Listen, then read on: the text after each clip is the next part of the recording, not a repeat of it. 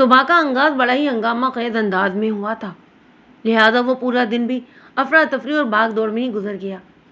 اس روز میں نے جیسے ہی تھانے میں قدم رکھا تو پتہ چلا کہ میری آمد سے پہلے کوئی میرا منتظر تھا۔ مجھے بتایا گیا کہ نور پور سے 3 افراد مجھ سے ملنے آئے ہیں۔ میں نے انہیں فوراً اپنے پاس بلا لیا۔ ان دنوں میں شمس آباد نامی ایک قصبے کے تھانے میں تعینات تھا۔ نور پور وہ شمس آباد کے شمار میں کوئی میل سوا میل کے فاصلے پر واقع تھا۔ یہ ایک چھوٹا سا گاؤں تھا اور میرے تھانے کی حدود میں آتا تھا۔ تھوڑی ہی دیر کے بعد مذکرہ تینوں افراد میرے کمرے میں موجود تھے۔ ان میں سے ایک ادھیڑ عمر عورت اور ایک مرد اور ایک نوجوان لڑکی تھی۔ ان تینوں کے چہروں پر گہری تشویش اور پریشانی پائی جاتی۔ انہیں دیکھ کر میں نے فوری طور پر جو اندازہ قائم کیا اس کے مطابق وہ ایک بہت ہی مختصر سا خاندان تھا جو اچانک کسی آفت کی لپیٹ میں آ گیا تھا۔ میں نے سوالیہ نظر سے باری باری انہیں دیکھا اور پوچھا، کیا مسئلہ ہے بھائی تم لوگوں کو جو صبح ہی صبح تھانے کا رخ کرنا پڑا ہے؟ تھانے دار صاحب، نذیر اچانک غائب ہو گیا ہے، عورت نے گھبرائی ہوئی آواز میں بتایا۔ کچھ پتہ نہیں چل رہا، کہاں چلا گیا ہے وہ؟ نذیر کون ہے؟ میں نے کاغذ قلم سنبھالتے ہوئے سوال کیا۔ نذیر جٹ فریدہ کا خاوند ہے جناب، ادھیڑ عمر آدمی نے اپنی ہی عمر کی عورت کی جانب اشارہ کرتے ہوئے بتایا۔ تم کون ہو؟ میں نے مرد کی آنکھوں میں دیکھتے ہوئے سوال کیا۔ میرا نام یعقوب ہے جناب عالی، اس نے ٹھہرے ہوئے لہجے میں تعارف کروایا تھا اپنا۔ فریدہ اور نذیر جٹ میرے پڑوسی ہیں اور یہ ان کی اکلوتی بیٹی نسرین ہے۔ بات کے اختتام پر اس نے نوجوان لڑکی کی طرف اشارہ کر دیا۔ میں نے ہمیں سر ہلایا اور فریدہ کی طرف دیکھتے ہوئے گہری سنجیدگی سے سوال کیا۔ فریدہ بی بی، تمہارا خاوند کب سے غائب ہے؟ جی رات سے، اس نے روحان سے لہجے میں جواب دیا۔ کیا وہ گھر کے اندر سے غائب ہوا ہے یا؟ ٹھہریے سرکار، میں آپ کو بتاتا ہوں۔ میری بات پوری ہونے سے پہلے ہی یعقوب بول اٹھا۔ میں نے روئے ساغن اس کی سمت موڑ دیا۔ وہ بتانے لگا، تھانے دار صاحب، جیسا کہ آپ کو معلوم ہو گیا ہے کہ یہ لوگ میرے ہمسائے ہیں۔ نذیر جٹ ایک چھوٹا کاشتکار ہے، اس کی ادھر نور پور میں ہی کوئی 5 ایکڑ اراضی ہے۔ وہ پورا دن اپنے کھیتوں میں مصروف رہتا ہے اور صبح ڈھلنے کے بعد واپس گھر آ جاتا ہے۔ پچھلی رات جب وہ گھر نہیں آیا تو فریدہ کو تشویش ہوئی۔ یہ رات تک اس کا انتظار کرتی رہی۔ وہ سانس لینے کے لیے رکا اور پھر مجھ سے مخاطب ہوتے ہوئے بولا، جب نذیر جٹ صبح تک گھر نہیں آیا تو میں نے فریدہ بہن سے کہا کہ نذیر کی گمشدگی کی رپورٹ اب درج کروا دینا چاہیے۔ میری بات اس اللہ کے بندے کی سمجھ میں آ گئی اور میں ان بیٹی کو لے کر آپ کے پاس آ گیا ہوں۔ اچھا؟ میں نے گمبھیر انداز میں گردن ہلائی۔ یعقوب کا بیان ختم ہوا تو میں فریدہ کی طرف متوجہ ہو گیا اور اس کی آنکھوں میں دیکھتے ہوئے میں نے بڑے ہی ہمدرد بھرے لہجے میں سوال کیا تھا، فریدہ بی بی، جب کل صبح نذیر کھیتوں کی طرف جانے کے لیے گھر سے نکلا تھا تو تمہاری اس کے ساتھ کوئی تو میں تو نہیں ہو گئی تھی؟ یہ سوال میں نے اس خدشے کے پیش نظر کیا تھا کہ شاید وہ بیوی کی کسی طلق کلامی کے سبب خفا ہو کر ادھر ادھر نکل گیا ہو۔ فریدہ بی بی نے نفی میں گردن ہلائی اور جواب دیا، نہیں جناب، ایسا تو بالکل نہیں ہوا۔ وہ صبح ہنسی خوشی گھر سے گیا تھا۔ کیا اس سے پہلے کبھی وہ یوں اچانک غائب ہوا ہے؟ نہیں جی، ایسا پہلی بار ہوا ہے۔ تمہارے خیال میں وہ کہاں جا سکتا ہے؟ میں نے اسے پوچھا۔ اگر مجھے اس بات کا پتہ ہوتا کہ وہ کہاں گیا ہے تو میں خود وہاں جا کر اسے نہ دیکھ لیتی، وہ قدرے الجھن زدہ لہجے میں بولی تھی۔ میں نے اس کی ذہنی کیفیت کو نظر میں رکھتے ہوئے وضاحت کی، فریدہ بی بی، میرا پوچھنے کا مطلب یہ تھا کہ نذیر کوئی اپنے یار دوست کی طرف تو نہیں نکل گیا جہاں اس کا کچھ آنا جانا ہو؟ نہیں جی، میں کسی ایسے بندے کو نہیں جانتی، وہ دو ٹوک انداز میں بولی، اور ہمارا ایسا کوئی عزیز رشتہ دار بھی نہیں ہے جو میں یہ سوچوں کہ نذیر ادھر کسی سے ملنے چلا گیا ہوگا، اور ایسے جاتا بھی کیسے؟ اس نے ذرا سا رک کر ایک بوجھل سے سانس لی اور پھر اپنی بات کو مکمل کرتے ہوئے بتانے لگی، آج تک وہ مجھے بتائے بغیر کہیں نہیں گیا۔ وہ اپنی چھوٹی سے چھوٹی بات بھی مجھ سے نہیں چھپاتا، اسی لیے تو میں بہت پریشان ہوں کہ وہ کہاں چلا گیا ہے۔ اور یہ دیکھیں جی، میری بچی بھی اپنے باپ کے لیے کتنی اداس اور فکر مند بیٹھی ہے۔ بات کے اختتام پر اس نے اپنی بیٹی نسرین کی جانب اشارہ کیا۔ ان ماں بیٹی کے ساتھ آنے والے یعقوب نامی شخص نے تصدیقی انداز میں کہا تھا۔ تھانے دار صاحب، فریدہ بالکل ٹھیک کہہ رہی ہے۔ نذیر جٹ کی دنیا بڑی محدود تھی۔ میں تو ان لوگوں کو کافی عرصہ دراز سے دیکھ رہا ہوں، گھر سے کھیت اور کھیتوں سے گھر، بس انہی دو جگہوں کے بیچ ان کی زندگی گزر رہی تھی۔ یار دوست پالنا، ادھر ادھر بیٹھ کر گپ شپ لگانا اس کی عادت میں شامل نہیں۔ وہ فریدہ کو بتائے بغیر کہیں چلا گیا ہو یہ تو ممکن ہی نہیں، لیکن حالات اور واقعات سے تو پتہ چلتا ہے کہ ایسا ممکن ہو چکا ہے۔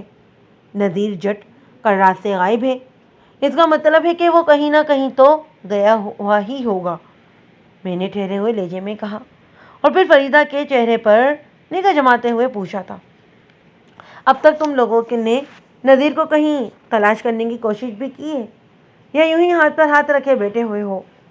نہیں جی، ابھی تو ہم نے اسے کہیں نہیں ڈھونڈا، وہ نفی میں گردن ہلاتے ہوئے بولی، سیدھے آپ ہی کے پاس آئے ہیں۔ یعقوب نے خیال آرائی کی، تھانے دار صاحب، کہیں ایسا تو نہیں کہ نذیر جٹ کو کوئی حادثہ پیش آ گیا ہو؟ چیک کرنا پڑے گا، میں نے ٹھہرے ہوئے لہجے میں کہا، اس بات کے امکانات تو ہیں۔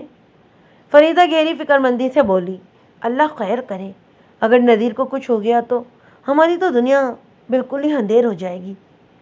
فریدہ بہن، تم خود کو سنبھالنے کی کوشش کرو، یعقوب نے تسلی آمیز لہجے میں کہا، نذیر کو کچھ نہیں ہوگا۔ یہ دیکھو بیچاری بچی بھی کیسے ہلکان ہو رہی ہے۔ بچی سے اس کی مراد نسرین تھی۔ نسرین کی عمر میرے اندازے کے مطابق 15 سال رہی ہوگی۔ اس کی الجھن اور چہرے کے تاثرات کو دیکھ کر لگتا تھا کہ باپ کی گمشدگی نے اسے بے حد افسردہ اور غمزدہ کر دیا ہے۔ میں نے سنجیدہ سے لہجے میں کہا، فریدہ بی بی، تمہارا خاوند منظر سے غائب ہے، لہذا اس کی تلاش کے سلسلے میں مختلف قسم کے اندازے قائم کرنے کے بعد ہی اب آگے بڑھنا ہوگا۔ اس کام کے لیے مجھے تمہارے مکمل تعاون کی ضرورت ہوگی۔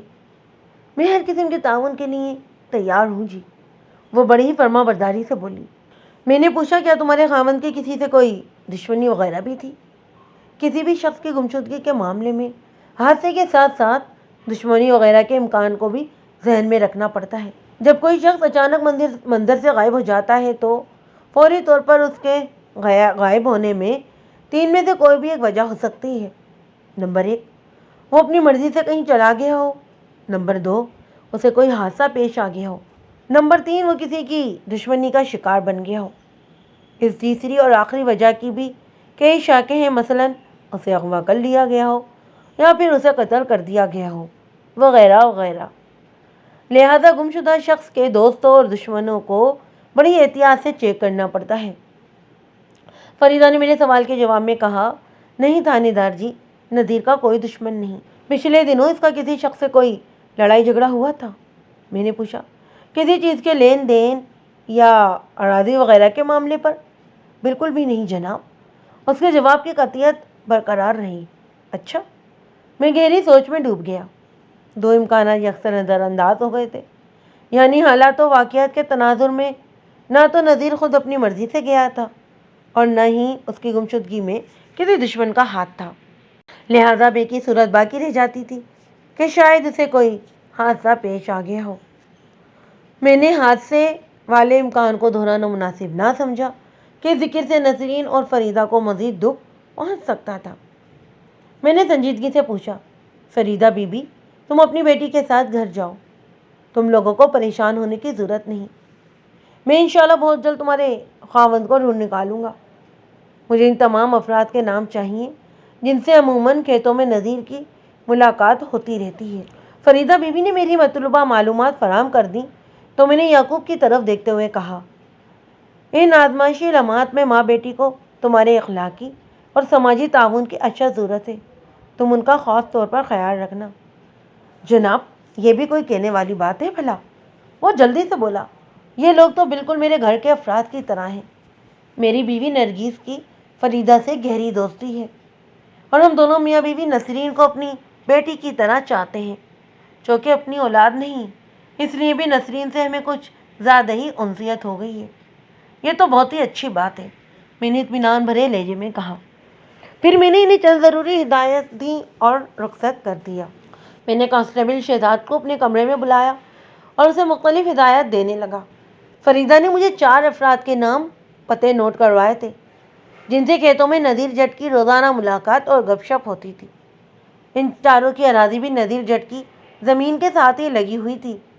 نذیر جٹ کی تلاش کے لیے انہی چاروں میں سے کسی کی مدد لی جا سکتی تھی۔ وہ چاروں افراد کچھ اس طرح تھے: حفیظ، مشتاق احمد، ناظم علی اور افتخار باجوہ۔ شہزاد میرے سامنے حاضر ہوا تو میں نے اسے حکم دیا، شہزاد تم فوراً موضع نور پور روانہ ہو جاؤ اور وہاں سے 4 بندوں کو پکڑ کر لانا ہے۔ پکڑ کر لانا ہے؟ پکڑ کر لاؤ کے الفاظ نے شہزاد کو چونکا دیا۔ وہ ہلہ گلہ اور ہنگامی نوعیت کی کارروائیوں میں بہت خوش رہتا تھا۔ شہزاد ہاتھ پاؤں اور ہڈی جوڑ کا خاصا مضبوط تھا۔ لڑائی بھڑائی اور پکڑ دھکڑ کے معاملات میں وہ بڑھ چڑھ کر حصہ لیا کرتا تھا، اس لیے میرے الفاظ نے اس کے چہرے پر خوشی کی لہر دوڑا دی۔ سرسراتی آواز میں اس نے مجھ سے پوچھا، کیا نور پور میں کوئی سنگین واردات ہو گئی ہے ملک صاحب، جو اتنے وسیع پیمانے پر گرفتاریوں کی ضرورت پیش آ گئی ہے؟ میں نے تم سے گرفتاریوں کی کوئی بات کی؟ میں نے گھور کر اس کی طرف دیکھا۔ وہ جی، میں تو یہی سمجھا تھا، وہ قدرے ندامت نامیت لہجے میں بولا۔ آپ نے کہا تھا نا کہ انہیں پکڑ کر لانا ہے۔ پکڑنے کا مطلب میں نے یہی لیا کہ انہیں گرفتار کر کے لانا ہے۔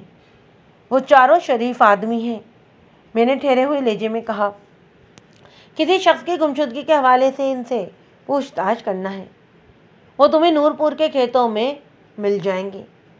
اگرچہ چاروں ایک ساتھ دستیاب نہ بھی ہوں تو جو ملے اسے اپنے ساتھ لے آنا۔ ان چاروں زمینداروں کے نام یہ ہیں۔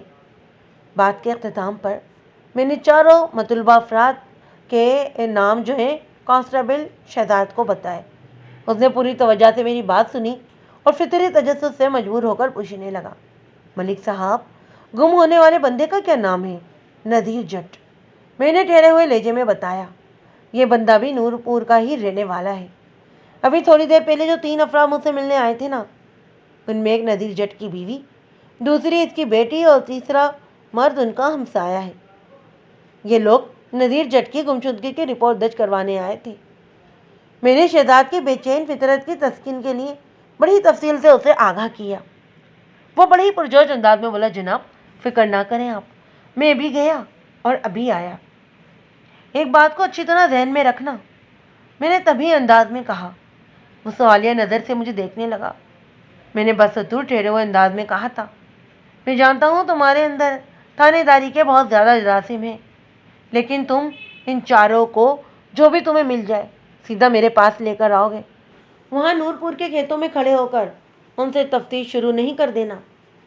میں یہاں تمہاری جلد آمد کا انتظار کروں گا۔ ٹھیک ہے ملک صاحب، وہ سنجیدہ لہجے میں بولا۔ آپ کہیں گے تو میں ان سے کلام بھی نہیں کروں گا۔ میں نے کلام سے نہیں تفتیش کرنے سے منع کیا ہے۔ میں نے بھی تکھے لہجے میں کہا، میں تمہاری زبان پر تالا ڈال کر نہیں بھیج رہا ہوں، بس یہ جاننا چاہتا ہوں کہ تم جتنی جلدی ممکن ہو واپس آ جاؤ۔ میں آپ کے حکم کی تعمیل کروں گا جی، وہ بڑی فرما برداری سے بولا۔ کانسٹیبل شہزاد کو میرے کمرے سے رخصت ہونے پر بے مشکل آدھا گھنٹہ ہوا تھا کہ ایک اور سنسنی خیز اطلاع مجھ تک پہنچی۔ کانسٹیبل جمشید نے مجھے بتایا کہ شمس آباد کے بازار میں ایک آدمی کا قتل ہو گیا ہے۔ جمشید عموماً تھانے سے باہر علاقے کے گشت پر رہا کرتا تھا۔ میں نے اسے تاکید کر رکھی تھی کہ وہ صبح تھانے آ کر حاضری لگائے اور پھر شمس آباد کے گلی کوچوں اور مین بازار کی سیاحت کو نکل جائے۔ اسے سادہ لباس میں رہتے ہوئے شمس آباد قصبے میں ہونے والی سرگرمیوں اور غیر معمولی واقعات پر نظر رکھنا ہوتی تھی، اور آج وہ دن کے ابتدائی حصے میں غیر معمولی اور سنگین واقعے کی خبر لے کر آیا۔ میں نے بڑے ہی تشویش زدہ انداز میں پوچھا، جمشید کس کا قتل ہوا ہے اور کہاں پر؟ جناب، مقتول کا نام راجہ عنایت ہے اور ادھر مین بازار میں اس کی اپنی دکان ہے، کانسٹیبل نے جواب دیا۔ کس چیز کی دکانداری کرتا تھا وہ؟ میں نے پوچھا۔ نائی کی دکان تھی جناب، اس نے بتایا۔ راجہ کا لفظ اس لیے عنایت کے ساتھ لگا ہوا ہے ملک صاحب، گاؤں دیہات میں نائی اور حجام وغیرہ کو عموماً راجہ کہا جاتا ہے، لیکن راجہ کے آگے صاحب نہیں لگایا جاتا کیونکہ یہ بیچارہ محض نام کا راجہ ہوتا ہے۔ اصلی راجہ اور مہاراجاؤں سے اس کا دور دور کا بھی کوئی واسطہ نہیں ہوتا۔ میں نے جمشید کی آنکھوں میں دیکھتے ہوئے پوچھا، اس واقعے کی تفصیلات کیا ہیں؟ راجہ عنایت کی شہرت کاٹ کر اسے موت کے گھاٹ اتار دیا گیا ہے، اور وہ بھی اس کی دکان کے اندر، کانسٹیبل نے بتایا۔ عنایت کی لاش ادھر ہی پڑی ہوئی ہے۔ اس دکان کے باہر کافی لوگ جمع ہیں، لیکن میں نے انہیں سختی سے منع کیا ہے کہ کوئی دکان کے اندر قدم نہیں رکھے گا۔ میرا خیال ہے کہ اس ہولناک واقعے کی خبر مقتول کے گھر بھی پہنچ گئی ہوگی۔ راجہ عنایت شمس آباد ہی کا رہنے والا ہے۔ اچھا، میں نے پرسوچ انداز میں ہنکارا بھرا، اور پھر فیصلہ کن انداز میں بولا، جمشید، ہم ابھی مین بازار کی طرف جا رہے ہیں، فوری طور پر تیاری پکڑ لو، تم بھی میرے ساتھ چلو گے؟ اوکے ملک صاحب، وہ سر کو ہاں میں ہلاتے ہوئے بولا۔ آپ 10 منٹ کے بعد کمرے سے نکل کر باہر آ جائیں، میں آپ کو تیار ملوں گا۔ ٹھیک ہے، میں نے کہا، اور تم آصف کو میرے پاس بھیج دو۔ جمشید نے میرے حکم کی تعمیل کا یقین دلایا اور کمرے سے نکل گیا۔ تھوڑی دیر کے بعد آصف میرے سامنے موجود تھا۔ آصف عہدے کے اعتبار سے اسسٹنٹ سب انسپکٹر تھا۔ میری نظر میں وہ ایک محنتی، ذمہ دار اور فرض شناس پولیس آفیسر تھا۔ میں نے سب انسپکٹر کے عہدے پر اس کی ترقی کے لیے سفارشات اور افسران و اعلیٰ تک بھی پہنچا رکھی تھی۔ وہ حلیات سے ترقی کا مستحق تھا۔ آصف، تمہیں یقیناً پتہ چل گیا ہوگا کہ ادھر مین بازار میں ایک حجام کا قتل ہو گیا ہے۔ جی بالکل، یہ خبر مجھ تک پہنچ چکی ہے، اس نے ہاں میں جواب دیا۔ میں جمشید کے ساتھ جائے وقوع پر جا رہا ہوں، میں نے ایس آئی کو اپنے پروگرام سے آگاہ کرتے ہوئے بتایا۔ اس دوران میں تھانے کے معاملات تمہاری ہی نگرانی میں رہیں گے۔ بالکل بے فکر ہو جائیں آپ ملک صاحب، وہ اطمینان بخش لہجے میں بولا۔ میں یہاں کا کام دیکھ لوں گا انشاءاللہ، آپ کو شکایت کا کوئی موقع نہیں دوں گا۔ ایک بات اور، میں نے بڑے ہی پرسوچ انداز میں کہا، میں نے بھی تھوڑی دیر پہلے کانسٹیبل شہزاد کو نورپور کی طرف روانہ کیا ہے، وہ وہاں سے 3-4 بندوں کو پکڑ کر لائے گا۔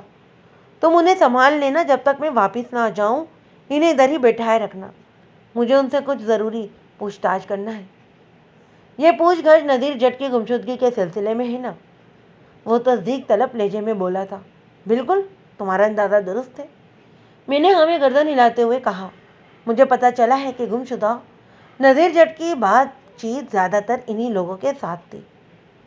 انہیں کریدنے سے ممکن ہے کہ کوئی ایسا سراغ مل جائے جو گمشدہ نذیر جٹ تک ہماری رہنمائی کر سکے۔ اگر آپ کی اجازت ہو تو میں اس سلسلے میں انہیں ٹٹولنے کی کوشش کروں۔ ضرور، میں نے ٹھوس لہجے میں کہا، تمہیں پوری اجازت ہے۔ شکریہ ملک صاحب، وہ ممنونیت بھرے لہجے میں بولا۔ میں کانسٹیبل جمشید کے ساتھ جائے وقوع کی جانب روانہ ہو گیا۔ راجہ عنایت کی دکان مین بازار کے سینٹر میں واقع تھی۔ یہ ایک بہت بڑا قصبہ تھا۔ عنایت کی دکان کی ایک جانب اشرف بونڈ ہاؤس اور دوسری طرف بولا سویٹ ہارٹ موجود تھا۔ ادھر نورپور جیسے چھوٹے گاؤں میں یعقوب بھی مدینہ قلعت ہاؤس کے نام سے دکان کھولے بیٹھا تھا۔ دراصل بات یہ ہے کہ گاؤں دیہات اور قصبہ جات کے دکاندار جب شہر کا رخ کرتے تھے تو وہاں کی دکانوں پر اسی نوعیت کے بورڈ آویزہ دیکھتے تھے، تو اپنے علاقوں میں آ کر ان کی نقل کرنا ضروری خیال کرتے۔ لہذا رفتہ رفتہ کاروبار شہر کا یہ چلن گاؤں اور دیہات میں بھی رواج پا گیا تھا۔ مقتول کی دکان کے باہر کوئی درجن بھر افراد جمع تھے، لیکن کانسٹیبل کی ہدایت پر کسی نے بھی دکان کے اندر قدم رکھنے کی جرات نہیں کی تھی۔ اس زمانے میں ایک عام کانسٹیبل کے حکم کو بھی عوام آئی جی کے حکم کا درجہ حاصل تھا۔ آج کل کی طرح پولیس کی بے توقری دیکھنے میں نہیں ملتی تھی۔ بڑے ہی افسوس اور شرم کے ساتھ یہ کہنا پڑ رہا ہے کہ آج یہ پولیس ڈپارٹمنٹ کا بڑا حصہ سیاست دانوں کے ہاتھوں کھلونا بن کر رہ گیا ہے۔ ہم تو اپنے زمانے میں بڑے بڑے چودھریوں، جاگیرداروں اور آئی جی صاحب سے دوستانہ مراسم رکھنے والے ترم خان کو بھی قانون کے ساتھ مذاق کی اجازت نہیں دیتے تھے۔ خیر، میں دردناک موضوع پر زیادہ زبان درازی نہیں کروں گا۔ مجھے بڑھاپے میں اپنے عزیزوں، اپنے پوتے پوتیوں، نوازے نواسیوں کے لیے مشکلات کھڑی کرنے کا کوئی شوق نہیں۔ میں محتاط الفاظ میں صرف اتنا ہی کہوں گا کہ یا تو میں نے پولیس ڈپارٹمنٹ میں زندگی نہیں گنوائی، یا پھر آج کل کسی عجیب و غریب ڈپارٹمنٹ کو پولیس کا نام دے دیا گیا ہے۔ ہم مقتول حجام کی دکان پر پہنچے تو لوگ ہمیں دیکھ کر ادھر ادھر بکھر گئے۔ میں کانسٹیبل جمشید کے ساتھ دکان کے اندر داخل ہو گیا۔ وہ خاصی کشادہ دکان تھی۔ ابتدائی حصے میں داخلی مقام کے سامنے ایک دیوار کے ساتھ طویل چوپی بینچ رکھی ہوئی تھی، جو یقیناً اپنی باری کے انتظار میں بیٹھنے والے گاہکوں کے لیے تھی۔ سامنے دیوار پر ایک بڑا سا آئینہ آویزا تھا، جس کے ذریعے حصے کے ساتھ ہی دیوار کے عق میں ایک پتلا سا شیلف بنا ہوا تھا۔ مذکرہ شیلف پر آلائے حجامت سجے ہوئے تھے۔ اسی شیلف کے نیچے ایک دراز بنی ہوئی نظر آتی تھی، جو یقینی طور پر مقتول کی تجوری کی حیثیت سے استعمال ہوتی ہوگی۔ اسی دراز کے اوپر ایک ریڈیو بھی آن تھا۔ اپنے وقت کا ایک مقبول گانا اس وقت بج رہا تھا۔ میں نے ناک گھما کر ریڈیو کو بند کر دیا۔ مذکرہ بالا کنگ سائز آئینے کے سامنے مقتول کی مخصوص کرسی تھی، جہاں وہ اپنے گاہکوں کو بٹھا کر ان کی حجامت اور شیپ وغیرہ بنایا کرتا تھا۔ ایک پرانا سا تولیہ بھی مذکرہ کرسی کے ہتھے پر رکھا ہوا تھا۔ مقتول راجہ عنایت کی لاش اس کی کرسی کے قریب ہی دکان کے فرش پر پڑی تھی۔ میں اکڑوں بیٹھ کر فرش کا معائنہ کرنے لگا۔ شہرک کے مقام سے اس کی گردن کو کسی تیز دھار آلے کی مدد سے کاٹا گیا تھا۔ دکان کا فرش یعنی کچی زمین اچھی خاصی خون آلود تھی۔ خون کے چھینٹوں سے اندازہ ہوتا تھا کہ عنایت نے بہت ہی بری طرح تڑپ کر جان دی تھی۔ شہرک کٹنے کے بعد اذیت ناک انداز میں وہ دکان کے فرش پر پھڑکا ہوگا۔ مجھے یہ رائے قائم کرنے میں کوئی دشواری محسوس نہیں ہوئی کہ راجہ عنایت کا قاتل جو کوئی بھی تھا، وہ ظلم و بربریت اور صفاقی کے لیے نوبل پرائز سے نوازے جانے کا مستحق تھا۔ پتہ نہیں ایسا خطرناک دشمن اس نے کیوں پال رکھا تھا۔ موقع کی کارروائی کا تقاضا نبھاتے ہوئے میں نے دکان کی تلاشی لی اور خانہ تلاشی خاصی فائدہ مند ثابت ہوئی۔ میں نے تجوری نما دراز کا بھی ذکر کیا تھا۔ اس کے اندر سے خاص الخاص شے برآمد ہوئی، اور وہ شے تھی ایک خون آلود استرا، جو کھلی ہوئی حالت میں دراز کے اندر رکھا ہوا تھا۔ میرے محتاط اندازے کے مطابق اسی استرے کی مدد سے راجہ عنایت کی گردن کاٹی گئی تھی، تو گویا میں آلۂ قتل برآمد کروانے میں کامیاب ہو گیا تھا۔ علاوہ ازیں مذکرہ دراز میں چند چھوٹے نوٹ اور سکے بھی رکھے ہوئے تھے، جن کی کل مالیت 60 روپے تھی۔ اس زمانے میں فنگر پرنٹس وغیرہ اٹھانے کا رواج نہیں تھا، لیکن خون آلود استرے کے لیے لبرٹی ٹیکس سے یقیناً اس بات کی تصدیق ہو جاتی کہ اس کے خطرناک تیزدھار پھل پر مقتول عنایت ہی کا خون لگا ہوا تھا۔ میں نے ضروری کارروائی کرنے کے بعد کانسٹیبل جمشید سے پوچھا، جب تم یہاں آئے تھے تو کیا یہ ریڈیو بج رہا تھا؟ جی بالکل، ریڈیو آن تھا، اور فرش پر ایک لاش پڑی ہوئی تھی، گردن کٹی ہوئی لاش، اور اس لاش کے سرانے گانے بج رہے تھے۔ میں نے خفگی آمیز انداز میں کہا، تم کم از کم ریڈیو تو آف کر دیتے۔ جی وہ پریشانی اور افراتفری میں میرا اس طرف دھیان نہیں گیا، وہ ندامت آمیز لہجے میں بولا۔ مجھے معاف کر دیں جناب۔ اچھا ٹھیک ہے، میں نے درگزر کرتے ہوئے کہا، اب تم فوری طور پر راجہ عنایت کی لاش کو سرکاری اسپتال پہنچانے کا بندوبست کرو، جب تک میں لوگوں سے پوچھ تاچھ کرتا ہوں۔ ٹھیک ہے جناب۔ اس نے بڑی فرما برداری سے ہمیں گردن ہلائی، پھر چونکتے ہوئے لہجے میں بولا، آپ پوچھ تاچھ کا آغاز کبیر احمد سے کریں گے جناب؟ کبیر احمد؟ میں نے سوالیہ نظر سے اس کی طرف دیکھا۔ یہ کون ہے؟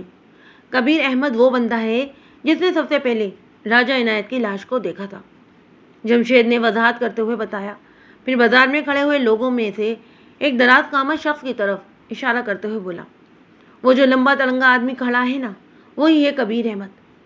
میں نے ہمیں گردن ہلائی اور طاقتی لہجے میں کہا، فی الحال تم عنایت کی لاش کو کسی کپڑے وغیرہ سے ڈھک دو۔ کٹی ہوئی گردن کا منظر دیکھنے والوں کا خوف اور وحشت میں مبتلا کر رہا ہے۔ بالکل ملک صاحب۔ یہ کہتے ہوئے وہ مقتول کی لاش کی طرف بڑھ گیا۔ میں دکان سے باہر نکلا اور کبیر احمد نامی اس شخص کو اشارے سے اپنے پاس بلا لیا۔ وہ جلدی سے میرے قریب آ گیا۔ میں اسے ہجوم سے تھوڑے فاصلے پر لے گیا اور پوچھا، کبیر احمد کیا کرتے ہو تم؟ جی میں پھیری کا کام کرتا ہوں، اس نے جواب دیا۔ پھیری کا کام؟ میں نے گہری نظر سے اسے دیکھا۔ مطلب یہ کہ تم گھوم پھر کر مختلف سامان فروخت کرتے ہو؟ بالکل تھانے دار صاحب۔ اس نے ہمیں گردن ہلائی اور بتایا، جناب میرے پاس سارا سامان عورتوں اور لڑکیوں کے میک اپ کا ہوتا ہے۔ اس کے علاوہ مختلف قسم کے کڑھائی والے رنگین ریشمی دھاگے اور کروشیا سے بنے لکڑی کے فریم، پراندے اور چوڑیاں وغیرہ بھی میں اپنے ساتھ رکھتا ہوں۔ وہ سانس لینے کے لیے رکا، پھر مزید بتانے لگا، میں شمس آباد اور اس کے آلے دو آلے کے گاؤں میں بھی چکر لگا کر یہ چیزیں بیچتا ہوں۔ کبیر احمد، میں نے حیرت بھری نظر سے اسے دیکھا۔ یار تم تو بڑی ہی چیتا قسم کے بندے ہو، مینا بازار کو ساتھ لیے لیے پھرتے ہو۔ اس نے میرے تبصرے پر گول مول رد عمل ظاہر کیا اور یکٹک میری طرف دیکھتا چلا گیا۔ میں نے پوچھا، کیا یہ سچ ہے کہ عنایت کی لاش کو سب سے پہلے تم نے دیکھا تھا؟ جی ہاں، اس نے سر کو ہاں میں ہلایا۔ یہ بات بالکل درست ہے۔ تم اس طرف کیا لینے آئے تھے؟ میں راجہ عنایت کی دکان پر شیف بنوانے آیا تھا جناب۔ پھر کیا ہوا؟ میں نے اس کے چہرے پر نگاہ جماتے ہوئے پوچھا۔ میں جیسے ہی دکان کے اندر داخل ہوا، عنایت پر میری نظر پڑی۔ اس نے جواب دیا، میرا مطلب ہے اس کی لاش پر نگاہ پڑی۔ کیا یہ لاش دکان میں اسی جگہ پڑی دکھائی دیتی تھی جہاں اس وقت موجود ہے؟ میں نے سلسلہ سوالات کو آگے بڑھاتے ہوئے پوچھا تھا۔ اس نے ہمیں گردن ہلائی۔ میں نے اگلا سوال کیا، اور دکان کے اندر ریڈیو بھی بج رہا تھا؟ جی ہاں، ریڈیو پر گانے آ رہے تھے یا شاید کوئی غزل چل رہی تھی۔ عنایت کی لاش کو دیکھنے کے بعد تم نے کیا کیا؟ میں نے لاش کا شور مچا دیا اور دکان سے باہر نکل آیا۔ وہ ایک جھجری لیتے ہوئے بولا۔ تھوڑی ہی دیر میں وہاں 2-4 بندے اور جمع ہو گئے، اور پھر آپ کے تھانے کا ایک سپاہی سادہ لباس میں ادھر آ نکلا۔ میں نے سپاہی کو صورتحال سے آگاہ کر دیا۔ اس نے میری بات توجہ سے سنی، لاش کا سرسری جائزہ لیا اور مجھے یہ ہدایت کرتے ہوئے تھانے روانہ ہو گیا۔ وہ خاموش ہوا تو میں نے پوچھا، کون سی ہدایت؟ آپ کے سپاہی نے مجھ سے کہا تھا کہ میں ادھر ادھر کہیں نہ جاؤں۔ اس نے جواب دیا۔ ابھی تھانے دار صاحب، یعنی آپ یہاں آ کر میرا بیان لیں گے؟ جب سے میں ادھر ہی کھڑا ٹھنڈ میں اکڑ رہا ہوں۔ شیف کیا بناتا، آج کی تو دہاڑی بھی گئی جناب۔ تمہیں ان حالات میں بھی اپنی دہاڑی کی پڑی ہوئی ہے؟ کبیر احمد، میں نے اسے ڈانٹ پلائی، شرم کرو کچھ۔ ادھر تمہارے گاؤں کے ایک رہائشی کی دردناک موت واقع ہوئی ہے۔ کیسے سنگ دل اور خود غرض انسان ہو تم۔ وہ شرمندہ سی صورت بناتے ہوئے بولا، معاف کر دیں جناب، غلطی ہو گئی۔ میں نے پوچھا، جب تم عنایت کی دکان میں داخل ہوئے تو کیا آس پاس کی دکانیں کھلی ہوئی تھیں؟ نہیں جناب، اس نے نفی میں گردن ہلائی۔ اس بازار میں صبح سب سے پہلے 2 دکانیں کھلتی ہیں، ایک تو راجہ عنایت کی اور دوسرا اس شیر فروش کی۔ وہ لمحے بھر کو تھما اور پھر اشارہ کرتا ہوا بتانے لگا، وہ اس طرف راجہ بازار کے آخر میں چاچا گاما کی دکان ہے، دودھ کی اور دہی کی۔ جب میں ادھر آیا تو راجہ کے آس پاس والی دکانیں بند تھیں، یہ تو ابھی تھوڑی دیر پہلے ہی کھلی ہیں۔ تم نے کسی مشکوک بندے کو ادھر سے جاتے ہوئے تو نہیں دیکھا تھا؟ میں نے ٹھہرے ہوئے لہجے میں سوال کیا۔ میرا مطلب ہے کہ جب تم دکان میں داخل ہوئے تو اس وقت کوئی بندہ دکان میں سے نکلا تھا، دکان سے نکل کر یا کسی اور طرف بڑھ گیا ہو؟ بالکل نہیں جناب، وہ قطعی لہجے میں بولا۔ میں نے نہ تو ایسے کسی بندے کو جاتے دیکھا ہے اور نہ ہی عنایت کے قتل کے بارے میں کچھ جانتا ہوں۔ میں نے مزید 2-4 سوالات کے بعد کبیر پھیری والے کو فارغ کر دیا اور تاکیدی لہجے میں کہا، کبیر احمد، آج تمہاری چھٹی ہے، تم پھیری لگانے نہیں جاؤ گے، پورا دن گھر میں گزارو گے۔ کل جب تم کام کے لیے شمس آباد نکلنے لگو تو ذرا تھانے میں آ کر حاضری لگا جانا۔ جب واپس لوٹو تو بھی اپنی صورت مجھے دکھانے کے بعد گھر کا رخ کرنا۔ اس نے بڑی الجھن زدہ نظر سے مجھے دیکھا اور پوچھا، تھانے دار صاحب، آپ کسی حوالے سے مجھ پر شک کر رہے ہیں؟ ہاں، میں نے سوچ میں ڈوبے ہوئے لہجے میں کہا۔ میں شک نہیں، اسے تو میری احتیاط سمجھ لو۔ بہرحال اس کیس میں تم ایک اہم گواہ کی حیثیت رکھتے ہو۔ کیس؟ اس کی آنکھوں کی الجھن بڑھ گئی۔ میں نے اس کا شانہ تھپتھپاتے ہوئے تسلی آمیز لہجے میں کہا، کبیر احمد، پریشان ہونے کی ضرورت نہیں، یہ محض رسمی سی کارروائی ہے، اسے قانونی تقاضا سمجھ لو۔ وہ مطمئن ہو گیا۔ میں نے وہاں موجود افراد میں سے بھی چند لوگوں سے مختلف سوالات کیے، لیکن کوئی مفید بات معلوم نہ ہو سکی۔ مقتول کے پڑوسی دکاندار اشرف اور بھونے نے وقوعے کے کافی دیر بعد اپنی دکانیں کھولی تھیں۔ وہ بھی اس افسوسناک واقعے کے بارے میں کچھ نہیں جانتے تھے۔ تاہم میں نے ان سے عنایت کے کسی ممکنہ دشمن کے بارے میں بھی سوالات کیے، پر کوئی سراغ ہاتھ نہ لگ سکا۔ اسی لمحے مجھے پتہ چلا کہ مقتول راجہ عنایت کی ماں روتی دھوتی وہاں پہنچ گئی تھی۔ اس بد نصیب کا نام بشیرہ بی بی تھا۔ بشیرہ کی عمر لگ بھگ 55 سال رہی ہوگی۔ سر کے بالوں میں سفیدی اور سیاہی کا تناسب یکساں تھا۔ وہ ایک دبلی پتلی اور خاصی چاق و چوبند عورت نظر آتی، تاہم بیٹے کی موت کی خبر نے اسے توڑ کر رکھ دیا تھا۔ وہ اپنے بیٹے کی لاش کے پاس پہنچی اور اسے دیکھنے کا مطالبہ کیا۔ میں نے مقتول کے چہرے پر سے کپڑا ہٹا دیا، تاہم گردن کے کٹے ہوئے حصے کو پوشیدہ ہی رہنے دیا۔ وہ خوفناک اور دل دوز منظر ایک سگی ماں کو دکھانا سراسر ظلم اور زیادتی والی بات ہوتی۔ وہ مردہ بیٹے کے چہرے کو دیکھتے ہی سینہ گوبی کرتے ہوئے دھاڑے مار مار کر رونے لگی۔ اس کے ساتھ ہی اس کے منہ سے یہ الفاظ بھی جاری تھے، یہ تو ایک دن ہونا ہی تھا۔ میں نے عنایت کو کتنا سمجھایا تھا کہ یہ معاملہ بننے والا نہیں، وہ کلثوم سے جان چھڑا لے، لیکن وہ میری ایک نہیں مانا، بڑا ہی ضدی تھا۔ ایک بار اس کے ذہن میں جو بات بیٹھ جاتی وہ پھر نکلنے کا نام ہی نہیں لیتی تھی۔ ہائے میرے ربا، میرا تو ایک ہی بیٹا تھا، اب کیا کروں، میں کہاں جاؤں؟ بشیرہ کی آہو بکا نے مجھے چونکنے پر مجبور کر دیا۔ ان ماتمی الفاظ نے گویا تاریخی میں ایک بلب کو روشن کر دیا تھا۔ وہ اپنے بیٹے کے قاتل کی جانب اشارہ کر رہی تھی۔ وہ اس کی بات سے بھی یہی تاثر ابھرتا تھا کہ وہ اس نوعیت کے ادوناک اور سنگین واقعے کی پہلے سے ہی توقع کر رہی تھی۔ میں نے اس کی ماتمی حرکات میں کسی بھی قسم کا رخ نہ ڈالنے کی کوشش نہیں کی اور پوری توجہ اس کی زبان سے نکلنے والے الفاظ پر لگا دی۔ 5 منٹ کے بعد کانسٹیبل جمشید نے اطلاع دی کہ لاش کو سرکاری اسپتال پہنچانے کا انتظام ہو گیا ہے۔ میں بشیرہ بی بی کے پاس گیا اور پھر شانوں سے تھام کر اسے کھڑا کرتے ہوئے اس کے کان کے قریب ہمدردانہ بھرے لہجے میں سرگوشی کی تھی۔ بشیرہ بی بی، خود کو سنبھالنے کی کوشش کرو، مجھے پتا ہے کہ تم اپنے بیٹے کے قاتل کو اچھی طرح جانتی ہو، اطمینان رکھو، تمہارے ساتھ انصاف ہوگا، میں اس واقعے کے ذمہ دار شخص کو پھانسی پر لٹکا کر ہی دم لوں گا۔ میرے الفاظ میں تاثیر ہی ایسی تھی کہ وہ امید بھری نظروں سے مجھے دیکھنے لگی اور پھر بڑی ہی لرزتی ہوئی آواز میں بولی، تھانے دار صاحب، آپ سچ کہہ رہے ہو نا؟ 16 آنے سچ، میں نے ایک ایک لفظ پر زور دیتے ہوئے کہا۔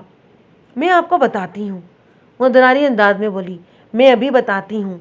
ابھی نہیں، میں نے قطعی انداز میں اس کی بات کاٹ کر کہا تھا، یہ ساری کہانی میں تمہارے گھر بیٹھ کر اطمینان سے سنوں گا، یہاں اس قسم کی باتیں کرنا مناسب نہیں ہوگا۔ میں تمہارے بیٹے کی لاش کو معائنے کے لیے اسپتال بھجوا دوں، پھر تمہارے ساتھ تمہارے گھر چلتا ہوں۔ میں نے بڑے ہی نرم انداز میں اسے سمجھایا۔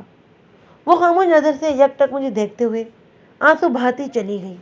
میں نے لوگوں کے تعاون سے راجہ عنایت کی شہرک کٹی لاش کو ایک ٹانگے میں رکھوا دیا اور پھر کانسٹیبل جمشید کو ضروری ہدایت دینے کے بعد لاش کے ساتھ سرکاری اسپتال کی طرف روانہ کر دیا۔ دکان پر سرکاری تالا ڈال دیا۔ مقتول عنایت کا گھر شمس آباد کے دوسرے کنارے پر واقع تھا۔ جب بھی بشیرہ بی بی کو جائے وقوع تک پہنچنے میں تھوڑی دیر لگ گئی تھی۔ جب میں اس کے ساتھ اس کے گھر پہنچا تو دوپہر ہو چکی تھی، گھر کے اندر کوئی بھی نہیں تھا۔ جب ہم ایک دوسرے کے روبرو بیٹھ چکے تو میں نے سوگوار انداز میں کہا، بشیرہ بی بی، مجھے تمہارے بیٹے کی المناک موت کا بہت دکھ ہے، میں تمہارے اس غم میں برابر کا شریک ہوں۔ میں عنایت کو تو اب واپس نہیں لا سکتا، لیکن یہ میرا وعدہ ہے تم سے کہ اس کے قاتل کو جلد از جلد گرفتار کر کے عدالت سے عبرتناک سزا دلواؤں گا۔ وہ گرم چادر کے پلوؤں سے آنسو پوچھتے ہوئے بولی، کاش عنایت میری بات مان لیتا تو آج یہ دن نہ دیکھنا پڑتا۔ وہ بھی چلا گیا اور میں بھی اس دنیا میں اکیلی رہ گئی۔ حوصلہ کرو بشیرہ بی بی، میں نے اپنا آیت بھرے لہجے میں کہا، اللہ کی مرضی یہی تھی کہ تمہیں یہ صدمہ اٹھانا پڑے۔ آہستہ آہستہ خود کو سنبھالنے کی کوشش کرو۔ دکھ سکھ تو انسان کی زندگی کا حصہ ہوتے ہیں، انسان انہی سے لڑتے لڑتے زندگی ہار جاتا ہے۔ عنایت کو تو اس کی ضد لے ڈوبی، تھانے دار صاحب روحان سے آواز میں بتانے لگی۔ بشیرہ بی بی، تم نے وہاں دکان پر بھی عنایت کی ضد کا ذکر کیا تھا، میں نے ٹھہرے ہوئے لہجے میں کہا۔ تمہاری باتوں سے میں نے اندازہ قائم کیا ہے کہ تم اپنے بیٹے کے قاتل کے بارے میں بہت کچھ جانتی ہو۔ تم نے کسی کلثوم کا نام بھی لیا تھا۔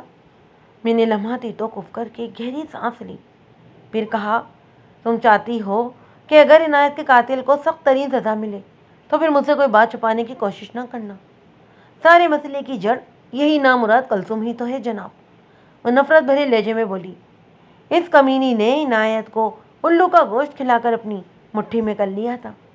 وہ کلثوم کے سامنے کسی کی بات ہی نہیں سنتا تھا۔ ڈائن کہیں کی، کھا گئی میرے لخت جگر کو۔ یہ کلثوم ہے کون؟ میں پوچھے بنا نہ رہ سکا۔ عنایت کی بیوی ہے جی، اس نے برا سا منہ بناتے ہوئے جواب دیا۔ کلثوم سے عنایت کا ایک 2 سالہ بیٹا بھی ہے، لیکن کلثوم اور وہ بچہ کہاں ہے؟ میں نے حیرت بھرے انداز میں سوال کیا تھا۔ اس گھر میں تمہارے سوا تو کوئی اور نظر ہی نہیں آ رہا۔ اسے جواب دینے کے لیے منہ کھولا ہی تھا کہ بیرونی دروازے پر دستک ہوئی۔ وہ موضوع کی پٹری سے ہٹ کر میری طرف دیکھتے ہوئے بولی، آپ بیٹھے جی، میں دیکھ کر آتی ہوں۔ اس وقت بشرا بی بی کے ساتھ اس کے گھر کے اندر میں موجود تھا۔ اس بیٹھک کے علاوہ اس گھر میں ایک طویل برآمدہ بھی تھا۔ مکان کا صحن بھی خاصا کشادہ تھا، جس میں ایک دیوار کے ساتھ امرود اور انار کے درخت لگے ہوئے تھے، دوسری دیوار کے ساتھ باتھ روم اور غسل وغیرہ بنا ہوا تھا، اور کونے میں عین بیٹھک اور اندرونی دروازے کے سامنے شہد کا ایک قد آور درخت موجود تھا۔ تھوڑی دیر کے بعد بشیرہ بی بی لوٹ آئی۔ اس نے آ کر بتایا کہ کلثوم کچھ دنوں سے بچے کے ساتھ اپنے میکے گئی ہوئی ہے۔ ادھر چک 44 میں اس کے ماں باپ اور بھائی وغیرہ رہتے ہیں۔ ایک پولیس آفیسر ہونے کے ناطے تجسس کا مادہ مجھ میں اٹھ کر بڑھا ہوا تھا۔ بشیرہ نے واپس آنے کے بعد میرے سوال کا جواب دیا تھا جو میں نے اس کے جانے سے پہلے پوچھا تھا۔ وہ اپنی جگہ بالکل درست تھی، لیکن دروازے پر ہونے والی دستک کے بعد میرا دماغ اس میں مصروف ہو گیا۔ اسی مصروفیت کی بنا پر میں نے اس سے پوچھا، کون تھا دروازے پر؟ محلے کی عورتیں ہیں جناب، اس نے تکے تکے انداز میں بتایا۔ عنایت کی موت پر افسوس کرنے آئی ہیں۔ میں نے انہیں ادھر برآمدے میں بٹھا دیا ہے اور کہا ہے کہ میں ذرا تھانے دار صاحب کو بیان دے کر آتی ہوں۔ ٹھیک ہے، اس کے جواب سے مطمئن ہونے کے بعد میں نے کہا، ہاں تو تم مجھے عنایت کے قاتل کے بارے میں کچھ بتانے والی تھی۔ تم نے ادھر دکان پر کلثوم کے بارے میں ایک ایسی بات کہی تھی۔ تم نے کہا تھا کہ یہ تو ایک دن ہونا ہی تھا، اگر عنایت کلثوم سے جان چھڑا لیتا تو یہ دن نہ دیکھنا پڑتا۔ اور اس کے علاوہ تھوڑی دیر پہلے تم نے کلثوم کے لیے ڈائن کا لفظ بھی استعمال کیا ہے۔ کیا تم سمجھتی ہو کہ عنایت کی موت میں اس کی بیوی کلثوم کا ہاتھ ہے؟ یہ سب کچھ اسی منحوس کی وجہ سے ہوا ہے جناب، وہ مضبوط لہجے میں بولی۔ مجھے پورا شک ہے کہ عنایت کی موت والے معاملے میں کلثوم کا بھائی ریاض ملوث ہے۔ ریاض بڑا ہی کینہ پرور اور بد فطرت آدمی ہے۔ وہ کئی مرتبہ عنایت کو خطرناک دھمکیاں دے چکا ہے۔ خطرناک نتائج کی دھمکیاں؟ میں نے الجھ کر سوالیہ نظروں سے بشیرہ بی بی کو دیکھا۔ عنایت نے ایسا کیا کر دیا تھا کہ ریاض اسے دھمکیاں دینے پر مجبور ہو گیا؟ عنایت نے اس کی بہن کے ساتھ شادی کی تھی، لیکن اس میں خرابی والی کون سی بات ہے؟ میری حیرت اور بھی بڑھ گئی۔ عنایت نے ریاض کی بہن کلثوم سے شادی کی اور اب ان کا ایک 2 سال کا بچہ بھی ہے۔ اس میں خطرناک دھمکیوں کی نتائج کہاں نکلتی ہے بشیرہ بی بی؟ وہ یہ بات دراصل یہ ہے کہ عنایت اور کلثوم نے پسند کی شادی کی تھی۔ وہ وضاحت کرتے ہوئے بولا۔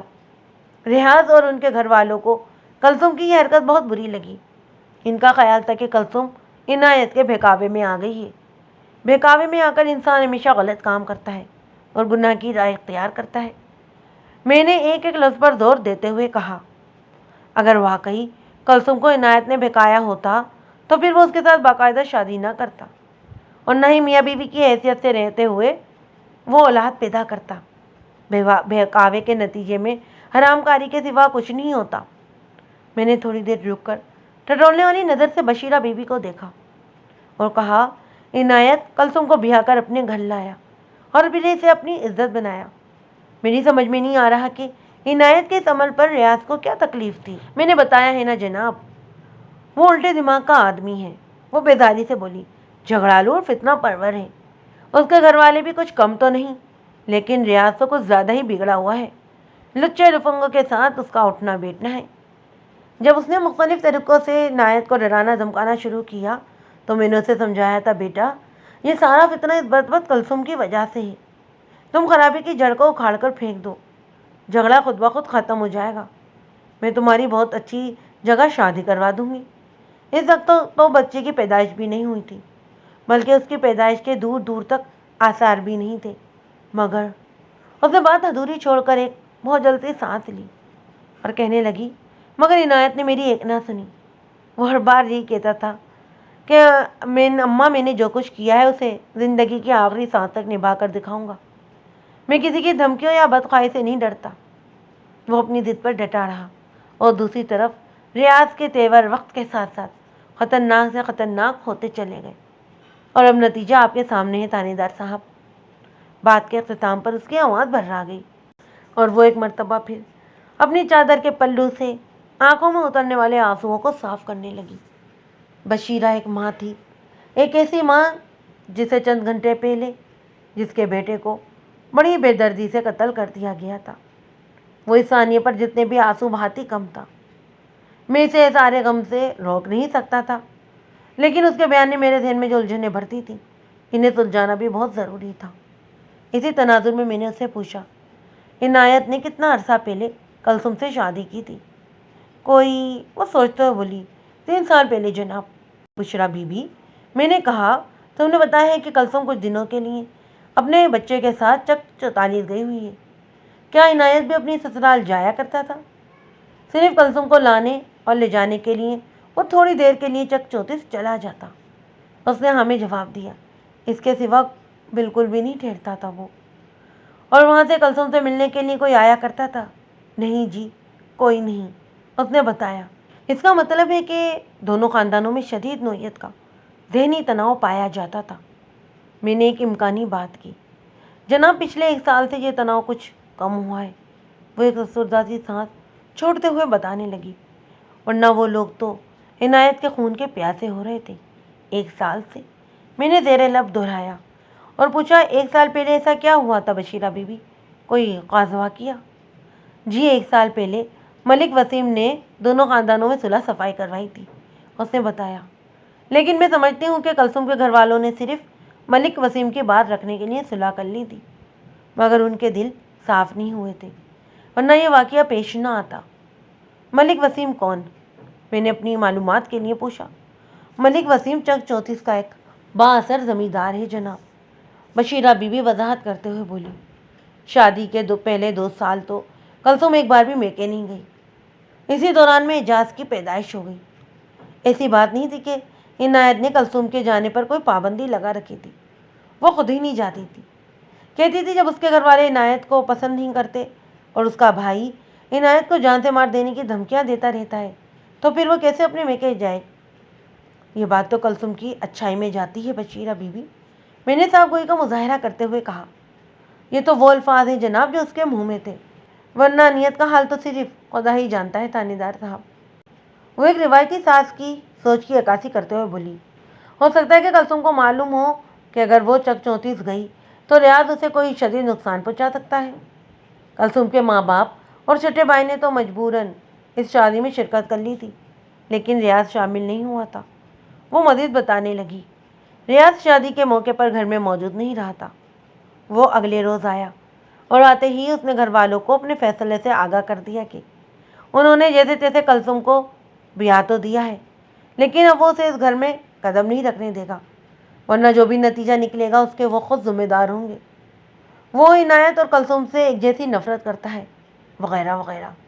تو ریاض کی نفرت اپنی بہن اور بہنوئی سے پورے 2 سال تک برقرار رہی۔ میں نے پوچھ تاچھ کے سلسلے کو سمیٹتے ہوئے کہا، جب ملک وسیم نے دونوں خاندانوں کے درمیان صلح کروا دی تو پھر یہ معاملہ صاف ہو گیا۔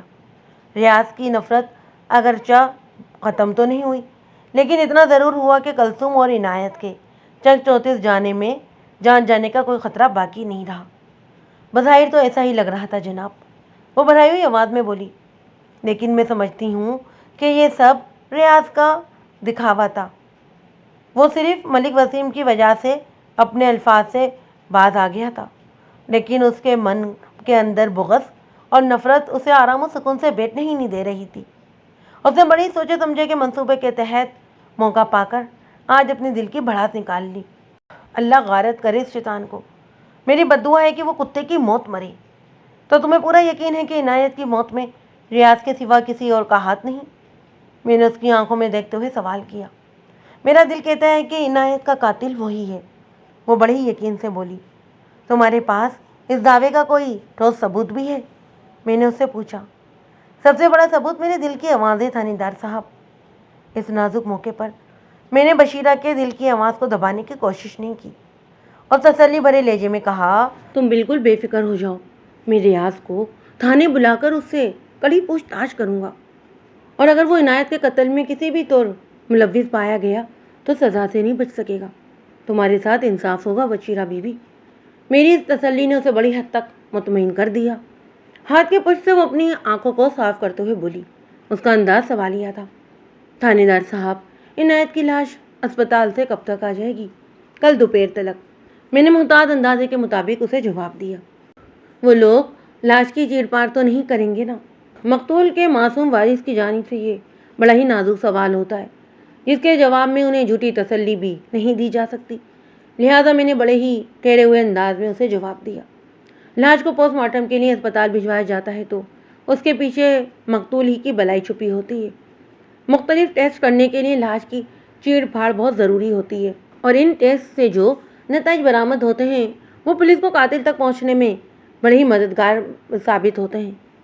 میں نے اسی لیے عنایت کی لاش اور آلہ قتل کو سرکاری اسپتال بھجوایا کہ جلد از جلد تمہارے بیٹے کی قاتل کو قانون کے گرفت میں لایا جا سکے۔ اس کی آنکھوں میں مجھے اطمینان جھلکتا نظر آیا۔ ایک لمحے کے بعد اس نے پوچھا، تھانے دار صاحب، سرکاری اسپتال والے تو آپ کو ٹیسٹ وغیرہ کی رپورٹ کل دوپہر میں دیں گے، کیا آپ وہ رپورٹ ملنے کے بعد ریاض کو گرفتار کرو گے؟ ریاض کی گرفتاری کے لیے مجھے کسی رپورٹ کا انتظار کرنے کی ضرورت نہیں ہے، میں نے اس کے جذبات کی ترجمانی کرتے ہوئے مضبوط لہجے میں کہا۔ میں بھی تھانے جا رہا ہوں، تم سمجھ لو کہ آج کا سورج غروب ہونے سے پہلے ریاض حوالات میں ہوگا۔ یہ کیے نا اپنے اصل تھانے داروں والی بات۔ وہ بڑی گہری نظروں سے مجھے دیکھتے ہوئے بولی، جب میرا بیٹا زندہ نہیں رہا تو اس شیطان ریاض کو بھی جیل ہی میں سڑنا چاہیے، بلکہ میں تو کہتی ہوں جتنی بھی جلدی ممکن ہو ریاض کو پھانسی پر لٹکا دینا چاہیے۔ بشیرہ بیوی کے دل میں ریاض کے لیے نفرت اور بغض کچھ کم نہیں تھا۔ میں نہیں جانتا تھا کہ ریاض کتنا برا انسان ہے۔ مجھے یہ بھی اچھی طرح یقین نہیں تھا کہ اسی نے ہی کیا عنایت کو قتل کیا ہے، لیکن مقتول کی ماں نے اس پرانے مضبوط شک کا اظہار کر دیا تھا۔ بالفاظ دیگر ریاض کو اپنے بیٹے کا قاتل گردانتے ہوئے اس کے خلاف رپورٹ درج کروائی تھی، لہذا ریاض کی گرفتاری اب لازم ٹھہرائی جاتی۔ میں بشریٰ بیوی کو تسلی دلاسا دے کر اس کے گھر سے نکل آیا۔ تھانے میں ایک اور ہنگامہ میرا منتظر تھا۔ میں نے مین بازار کی طرف آنے سے پہلے کانسٹیبل شہزاد کو موضع نور پور روانہ کیا تھا تاکہ وہ مہر حفیظ، مشتاق احمد اور ناظم علی افتخار باجوہ نامی چاروں زمینداروں کو لے کر تھانے آئے، جن سے مجھے گمشدہ نذیر جٹ کے بارے میں پوچھ تاچھ کرنی تھی۔ میں بشیرہ بیوی سے نبٹنے کے بعد جب تھانے پہنچا تو پتہ چلا شہزاد صرف ناظم علی کو ہی اپنے ساتھ لے کر آیا ہے، اور وہ بھی ایک بہت ہی بری خبر کے ساتھ۔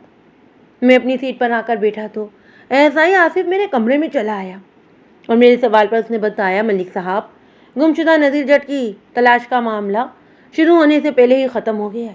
کیا مطلب؟ میں نے چونک کر اس کی طرف دیکھا۔ جناب، نذیر جٹ کی لاش مل گئی ہے، ایسائی نے جواب دیا، اور وہ بھی بڑی شرمناک حالت میں۔ آصف، یہ کیا کہہ رہے ہو تم؟ میری حیرت دو چند ہو گئی۔ جی بالکل ٹھیک کہہ رہا ہوں میں ملک صاحب، وہ گہری سنجیدگی سے ہاں میں سر ہلاتے ہوئے بولا۔ نذیر جٹ کی لاش ناظم ہی کے کھیتوں کے اندر پڑی ہوئی ملی ہے، اسی لیے میں صرف ناظم علی کو تھانے لے کر آیا ہوں۔ میرا مطلب ہے کہ تھانے لایا گیا ہے۔ لاش کو سب سے پہلے ناظم علی نے دیکھا تھا۔ نذیر جٹ گنے کے کھیتوں کی طرف ننگا دڑنگا مردہ حالت میں پڑا ہوا ہے۔ جناب، میں نے موقع پر جا کر ابتدائی کارروائی کر دی ہے، لیکن نذیر جٹ کی لاش ابھی تک ادھر کھیتوں میں ہی پڑی ہے آپ کے معائنے کے لیے۔ وہ لمحے بھر کو رکا، پھر کہنے لگا، آپ کو فوری طور پر اس لیے اطلاع نہیں دی گئی کہ آپ ابھی ایک انتہائی ضروری معاملہ نپٹانے گئے ہوئے تھے؟ میں نے سوچا جب آپ واپس آئیں گے تو سب کچھ بتا دوں گا۔ تم نے بالکل ٹھیک سوچا تھا آصف، میں نے گمبھیر لہجے میں کہا۔ لگتا ہے آج قتل کی وارداتوں کا دن ہے۔ کیا نذیر جٹ کی گھر والی کو اس ثانیے کی اطلاع مل چکی ہے؟ جی، پورے نور پور کو پتہ چل چکا ہے کہ ناظم علی کے کھیتوں میں نذیر جٹ کی الف کی طرح برہنہ لاش پڑی ہوئی ملی ہے، ایسائی نے جواب دیا۔ میں جب جائے وقوع پر پہنچا تو مقتول کی بیوہ فریدہ وہاں موجود تھی۔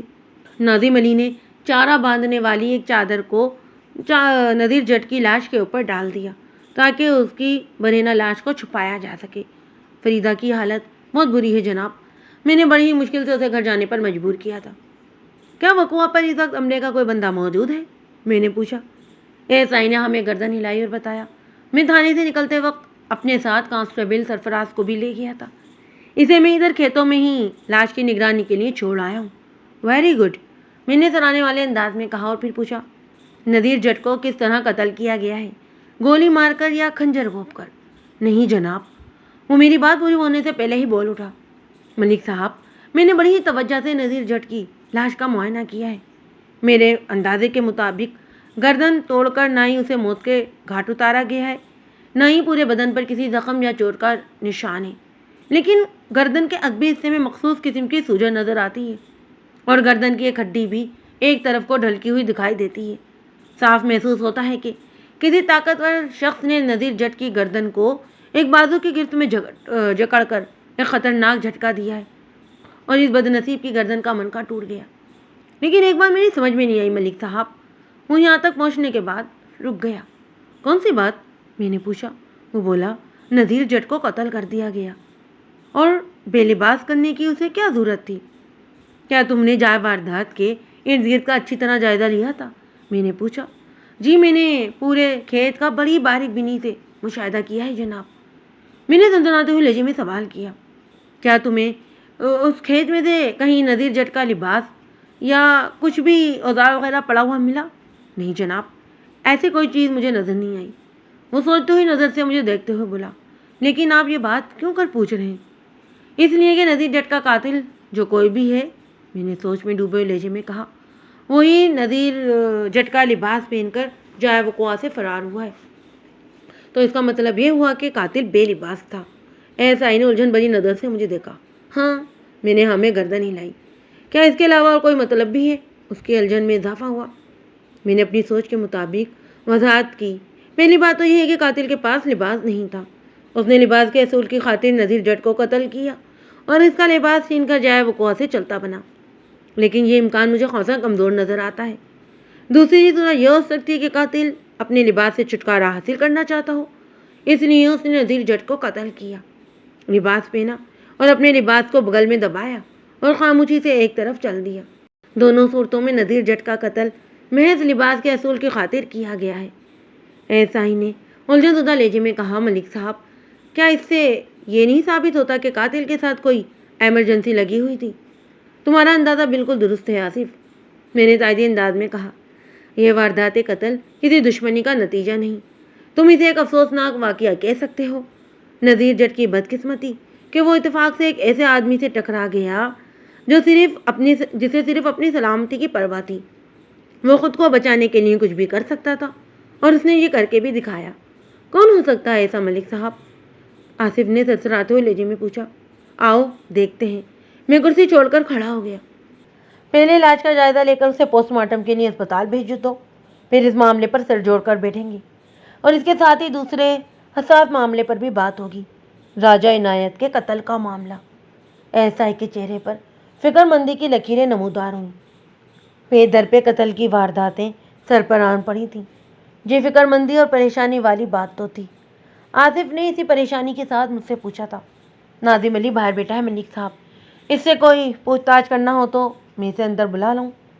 ناظم علی سے بات ہوگی مگر لاش کے معائنے کے بعد، میں نے دو ٹوک انداز میں کہا۔ اسے بھی ساتھ لے کر چلو، ادھر کھیتوں میں ہی میں اس سے پوچھ تاچھ کر لوں گا۔ اوکے ملک صاحب، وہ فرما برداری سے بولا۔ ایسا ہی آصف کی تحقیق بالکل درست تھی۔ نذیر جٹ کی گردن توڑ کر اسے موت کے گھاٹ اتارا گیا تھا۔ اس کی لاش کو دیکھتے ہی مجھے اندازہ ہو گیا کہ اسے زندگی کی قید سے آزاد ہوئے کم از کم 18-19 گھنٹے گزر چکے تھے، یعنی اس قاتلانہ واردات کے وقت گزشتہ روز شام کے بعد یا فوراً طے کیا جا سکتا تھا۔ اس کے جسم پر مجھے کسی تشدد یا عمومی چوٹ کا کوئی نشان نظر نہیں آیا۔ موقع کی ضروری کارروائی سے ایسائی نبٹ چکا تھا۔ رہی صحیح کسر میں نے پوری کر دی اور پہلی فرصت میں نذیر جٹ کی لاش کو دیکھ کر چادر میں لپیٹ کر پوسٹ مارٹم کے لیے سرکاری ہسپتال پہنچانے کی غرض سے روانہ کر دیا۔ اس لاش کے ساتھ کانسٹیبل سرفراز گیا تھا۔ چند گھنٹے پہلے بھی وہ میرے تھانے کی حدود سے کانسٹیبل جمشید کی مویت میں راجہ عنایت کی لاش کو اسپتال پہنچا کر آیا تھا۔ اسپتال کا عملہ اور ڈاکٹر بھی حیران ہوں گے کہ میرے علاقے میں اچانک یہ کیا ہو گیا ہے۔ نذیر جٹ کی لاش کو اسپتال پہنچوانے کے بعد میں نے زمیندار ناظم علی کو پکڑ لیا۔ ناظم علی نے اپنے کھیتوں میں لاش کو دریافت کیا تھا، لہذا اس کا بیان ضروری تھا۔ اگر نورپور گاؤں سے باہر نکل کر شمس آباد کی طرف بڑھیں تو دونوں گاؤں کے درمیان کھیتوں کا سلسلہ پھیلا ہوا دکھائی دیتا تھا، جن 4 زمینداروں سے مقتول نذیر جٹ کی سلام دعا تھی۔ ان کی زمین کچھ اس ترتیب سے پڑتی تھی: گاؤں سے نکلے تو چند کھیت چھوڑ کر ناظم علی کی اراضی تھی، اس کے بعد افتخار باجوہ کے کھیت تھے، افتخار کے بعد مقتول کا نمبر آتا تھا، نذیر جٹ کی زمین کے بعد علی ترتیب مشتاق احمد اور محض حفیظ کی زمینیں تھیں۔ گویا نذیر جٹ کی زمین ان چاروں کے درمیان واقع تھی۔ اس اعتبار سے یہ چاروں زمیندار مقتول کے زرعی پڑوسی تھے اور مقتول کو اپنی ایکڑ اراضی تک جانے اور واپس آنے کے لیے ناظم اور افتخار باجوہ کے کھیتوں کے پاس سے گزرنا پڑتا تھا۔ وہ قتل چونکہ شام کے وقت ہوا تھا، لہذا یہ قیاس کیا جا سکتا تھا کہ مقتول نذیر جٹ گزشتہ شام کو جب واپس اپنے گھر کی طرف آ رہا تھا تو ناظم علی کے کھیتوں کے پاس سے گزرتے ہوئے قاتل نے اچانک اس پر حملہ کر دیا۔ ناظم علی کی عمر لگ بھگ 50 سال رہی ہوگی۔ وہ شکل و صورت کا مالک ایک صحت مند دیہاتی تھا۔ اس نے مجھے بتایا کہ حسب معمول آج صبح وہ اپنے کھیتوں پر پہنچا تو سب کچھ ٹھیک ٹھاک تھا۔ ان دنوں گنے کی فصل کی کٹائی ہو رہی تھی۔ ناظم گنے کی کٹائی کرتے ہوئے جب کھیت کی گہرائی میں یعنی کھیت کے اندر پہنچا تو اس وقت اس نے نذیر جٹ کی لاش کو دیکھا۔ وہ نذیر جٹ کی اس حالت کو دیکھ کر وحشت زدہ رہ گیا۔ تھوڑی دیر تک تو اس کی سمجھ میں ہی نہیں آیا کہ وہ کیا کرے۔ پھر جب اس کے اوسان بحال ہوئے تو اس نے وہاں 9 درجن کے قریب افراد جمع کیے۔ وہ اپنی بات مکمل کر چکا تو میں نے پوچھا: ناظم، کیا لاش کو دیکھتے ہی تمہیں پتہ چل گیا تھا کہ وہ نذیر جٹ ہے یا؟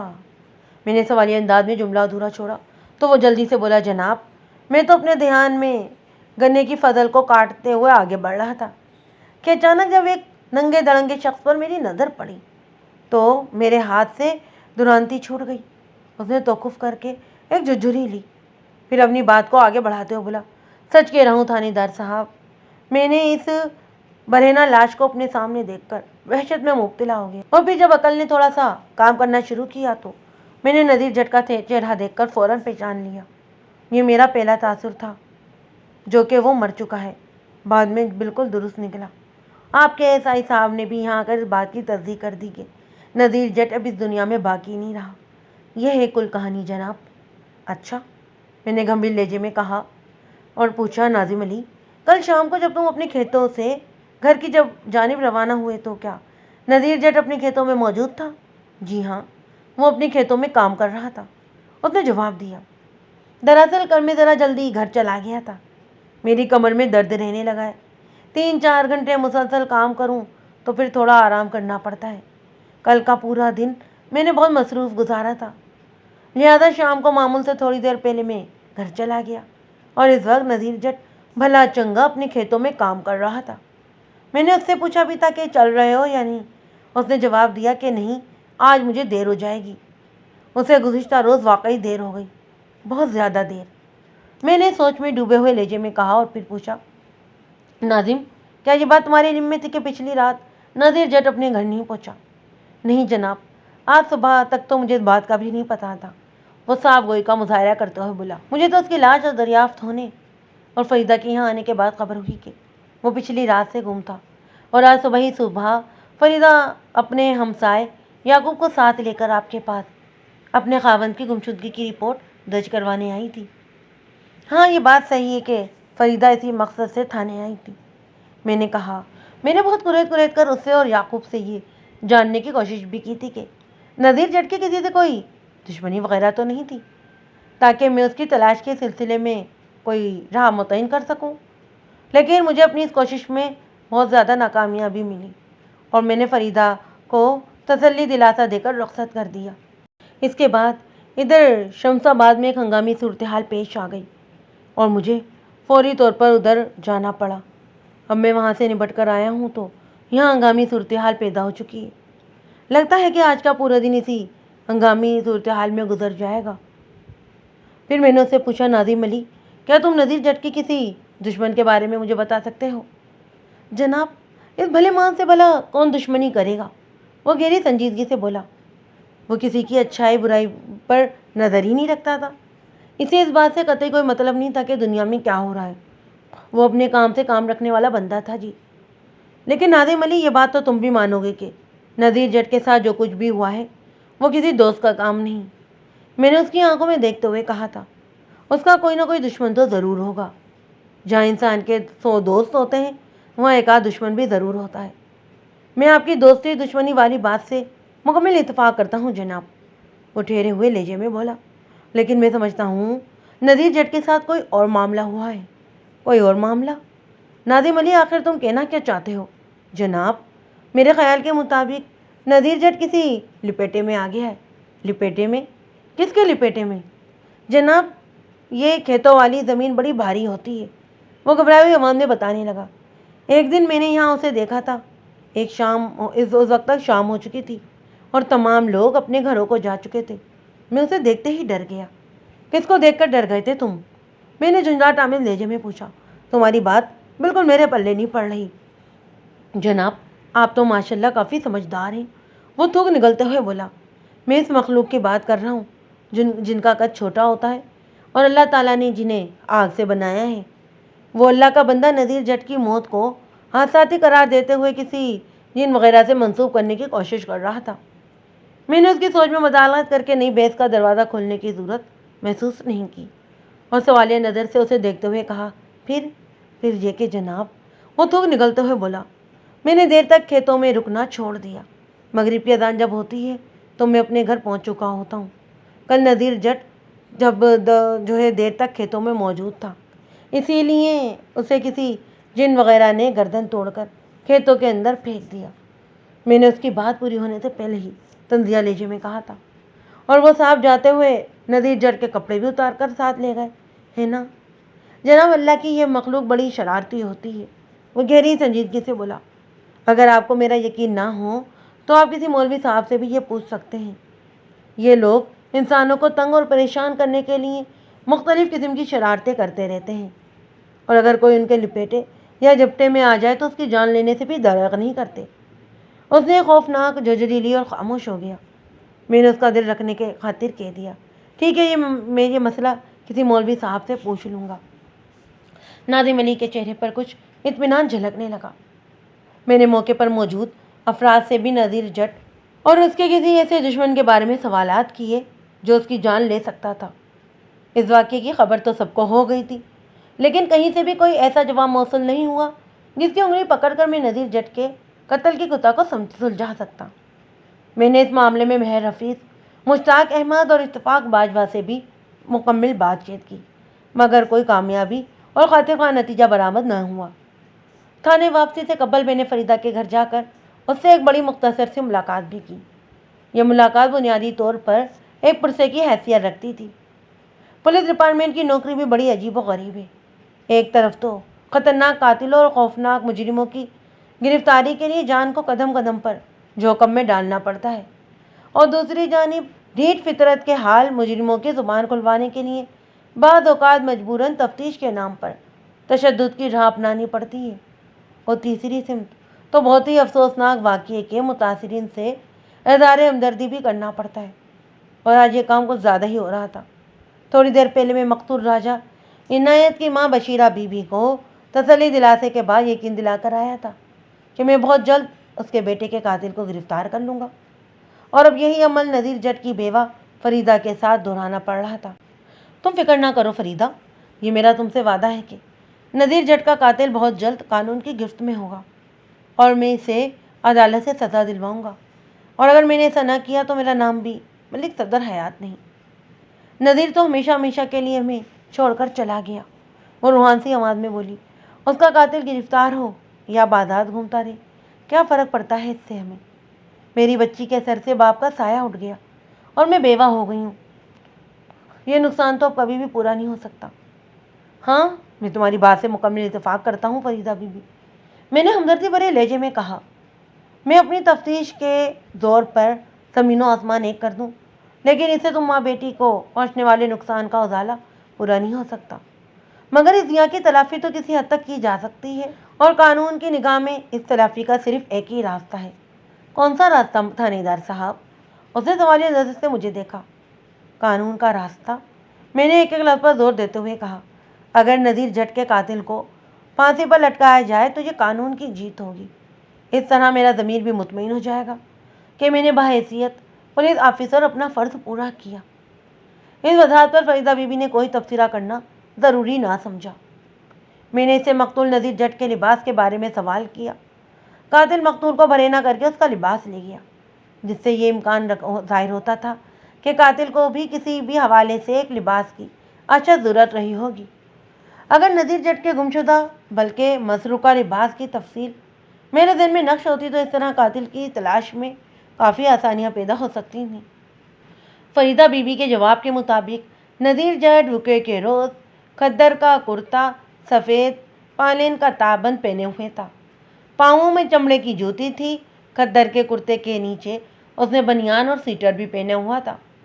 سویٹر ہاتھ کا بنا ہوا تھا اور جس میں نیلی اور سرخ دھاریوں کا ڈیزائن بنا ہوا تھا۔ میں نے اسی لباس تفصیل کو اپنے ذہن پر نقش کیا اور فریدہ بی بی اور نسرین کو دلاسا دے کر وہاں سے واپس آ گیا۔ تھانے آ کر میں نے 2 اہم کام کیے۔ میں نے فوری طور پر حوالدار غلام حسین کو اپنے کمرے میں طلب کیا۔ غلام حسین کی عمر 40 سال سے کچھ اوپر تھی۔ وہ بظاہر ایک ڈھیلا ڈھالا اور سست الوجود پولیس آفیسر دکھائی دیتا تھا، لیکن میں جانتا تھا کہ وہ آداب حوالدار بڑا ہی مؤثر ہے۔ وہ جب ایکشن میں ہوتا تھا تو چالاک سے چالاک اور شفاق سے شفاق مجرم کی بھی چی بول جاتی تھی۔ وہ میرے سامنے آ کر کھڑا ہوا اور بڑے ادب سے بولا، حکم ملک صاحب۔ حکم نہیں غلام حسین، میں نے ٹھیرے لہجے میں کہا۔ بیٹھ جاؤ تم۔ ایسائی آصف بھی اسی وقت کمرے میں موجود تھا۔ حوالدار آصف پر شدید سی نظر ڈال کر اور اسی پر بیٹھ گیا۔ میں نے کھنگار کر گلا صاف کیا اور کہا، غلام حسین، وہ اپنا کھوجی ہے نا لطیف شاہ، کیا آج کل وہ ادھر شمس آباد ہی میں ہے؟ بالکل ادھر ہی ہے جناب، اس نے ہمیں گردن ہلاتے ہوئے جواب دیا۔ ابھی 2 دن پہلے ہی تو میری اس سے ملاقات ہوئی ہے۔ بڑا اداس ہو رہا تھا بیچارہ۔ کیوں؟ میں نے اس سے پوچھا۔ تم نے اس کی اداسی کا سبب جاننے کی کوشش نہیں کی؟ میں نے پوچھا تھا اس سے۔ حوالدار نے جواب دیا، جناب وہ تو آپ کا شکوہ کر رہا تھا۔ میرا شکوہ؟ میں نے حیرت بھرے لہجے میں پوچھا، میں نے اسے کیا نقصان پہنچایا ہے بھلا جو وہ میری شکایت کر رہا تھا؟ وہ کہہ رہا تھا جناب، حوالدار وضاحت کرتے ہوئے بولا، بیکار میں بیٹھ بیٹھ کر ہاتھ پاؤں کو زنگ لگ رہا ہے۔ پچھلے 6 ماہ میں ملک صاحب نے مجھے کوئی کام نہیں دیا۔ یہ سردیوں کا موسم بھی یوں ہی چپ چاپ گزر گیا تو میں اپاہج بن کر رہ جاؤں گا۔ اس کا مطلب ہے میں نے بالکل درست وقت پر لطیف شاہ کو یاد کیا ہے۔ میں نے سوچ میں ڈوبے ہوئے لہجے میں کہا، تم اسے فوراً تھانے بلا لو، میں نے اس کے لیے بڑی ہی اہم مصروفیت نکالی ہے۔ حوالدار نے بڑی گہری نظر سے مجھے دیکھا اور کہا، اگر میں غلطی نہیں کر رہا تو آپ راجہ عنایت والے معاملے میں شاہ جی سے مدد لینا چاہتے ہیں۔ تمہارا اندازہ بڑی حد تک درست ہے۔ میں راجہ عنایت کے علاوہ نذیر جٹ کے معاملے میں بھی لطیف شاہ کے ہنر کو آزمانا چاہتا ہوں۔ ٹھیک ہے جناب، میں شاہ جی کو آپ کے سامنے حاضر کرتا ہوں۔ میں نے حوالدار کو جانے کی اجازت دے دی اور ساتھ ہی یہ بھی کہا، غلام حسین، تم کانسٹیبل شہزاد کو میرے پاس بھیج دو۔ وہ اچھا جی کہتے ہوئے میرے کمرے سے نکل گیا۔ تھوڑی دیر کے بعد شہزاد میرے سامنے کھڑا تھا۔ میں نے اس کی آنکھوں میں دیکھتے ہوئے پوچھا، صبح سے بھاگ دوڑ کرتے کرتے تھک تو نہیں گئے؟ تھکاوٹ کیسی ملک صاحب؟ وہ بے پرواہی سے بولا، اور آج کل تو موسم بھی بڑا پیارا ہو رہا ہے۔ شاباش، میں نے ستائشی انداز میں کہا، اس کا مطلب ہے کہ تمہیں فوری طور پر کسی نئے مشن کے لیے روانہ کیا جا سکتا ہے۔ کیوں نہیں جناب، حاضر ہوں میں۔ وہ سینہ پھلاتے ہوئے بولا، حکم کریں، کہاں جانا ہے؟ چک 34، میں نے ٹھہرے ہوئے لہجے میں جواب دیا۔ خیریت تو ہے ملک صاحب؟ وہ چونک کر مجھے دیکھنے لگا۔ چک 34 میں تو مقتول راجہ عنایت کی سسرال ہے۔ تمہیں مقتول کے سسرال ہی جانا ہے، میں نے حتمی لہجے میں کہا، اور مقتول کے بڑے سالے ریاض کو پکڑ کر تھانے لانا ہے۔ میں اس سے کڑی پوچھ تاچھ کرنا چاہتا ہوں۔ مقتول کی ماں بشیرہ بی بی نے اس واردات کے لیے ریاض پر اپنے شک کا اظہار کیا ہے، لیکن ایک بات کا خیال رکھنا کہ ریاض کو صورتحال کی نزاکت کا احساس نہیں ہونا چاہیے۔ آپ بالکل بے فکر ہو جائیں ملک صاحب، وہ مضبوط لہجے میں بولا۔ میں چونکہ بالکل بے فکر نہیں ہو سکتا تھا، اس لیے تنبیہ انداز میں کہا۔ میں نے کہا، شہزاد، اگر ابھی راجہ عنایت کی قتل کی خبر چک 34 تک نہیں پہنچی تو تمہیں بہت محتاط الفاظ میں انہیں اس ثانیے کے بارے میں بتانا ہے۔ اگر مقتول کی بیوی کلثوم بھی تمہارے ساتھ آنا چاہے تو اسے لے آنا، اور اگر وہ چک 34 کی فضا میں پہنچ چکی ہے تو تم محتاط رویے کا مظاہرہ کرتے ہوئے ہر صورت ریاض کو اپنے ساتھ لے کر آ جاؤ گے، اور اگر محسوس کرو کہ گھی سیدھی انگلی سے نہیں نکل رہا ہے تو تمہیں انگلی ٹیڑھی کرنے کے لیے تمام اختیارات دے رہا ہوں میں۔ سمجھ گیا میں جناب، وہ بڑے اعتماد سے بولا۔ ایک بات کا اور بھی خیال رکھنا۔ میں نے جملہ نامکمل چھوڑا تو وہ سوالیہ نظر سے مجھے دیکھنے لگا۔ میں نے کہا، پہلے میں نے 4 بندوں کو بلانے کے لیے تمہیں نورپور بھیجا تھا اور تم صرف ایک بندے کو اٹھا لائے تھے۔ اب ایک کو اٹھانے کے لیے بھیج رہا ہوں، کہیں تم 4 کو نہیں اٹھا لانا۔ یہ بات میں نے مذاق کے انداز میں کہی تھی، لیکن وہ سنجیدہ ہو گیا اور بولا، اور وہ جو آپ نے عنایت کی بیوی اور کلثوم کی بات کی ہے اس کا کیا؟ کلثوم بندہ نہیں بندی ہے، میں نے ایک لفظ پر زور دیتے ہوئے کہا۔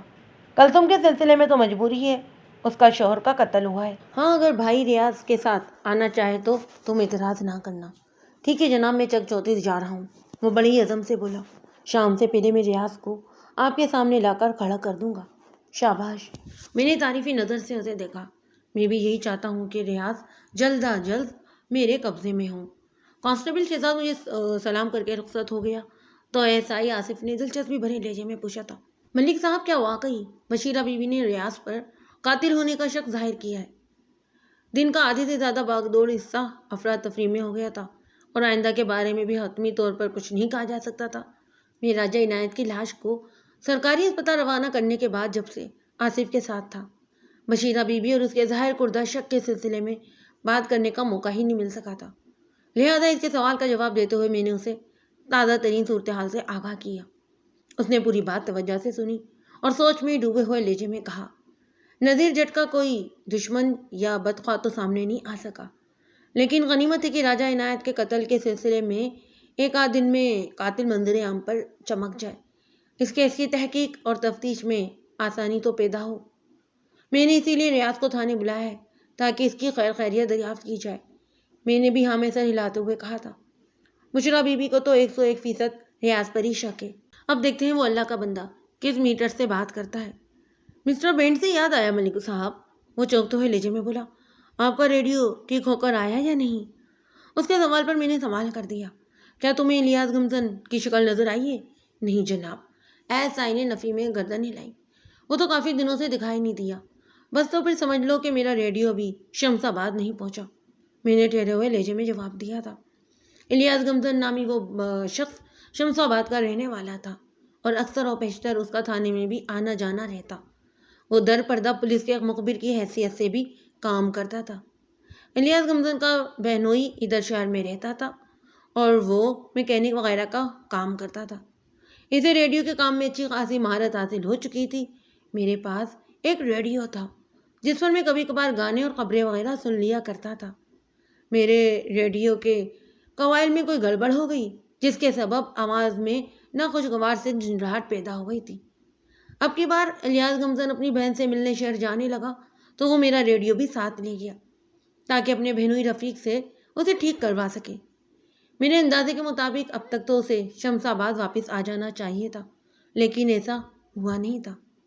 ہمارے درمیان آج رونما ہونے والی سنسنی خیز پر بات چیت ہو ہی رہی تھی کہ حوالدار غلام حسین اپنے مشن سے کامیاب واپس لوٹ آیا۔ وہ کھوجی بابا لطیف شاہ کو اپنے ساتھ لے آیا تھا۔ میں نے کہا، شاہ جی آپ کو یہ نہیں پتا کہ مایوسی سنگین گناہ سمجھی جاتی ہے؟ میں نے لطیف شاہ کی آنکھوں میں دیکھتے ہوئے پوچھا۔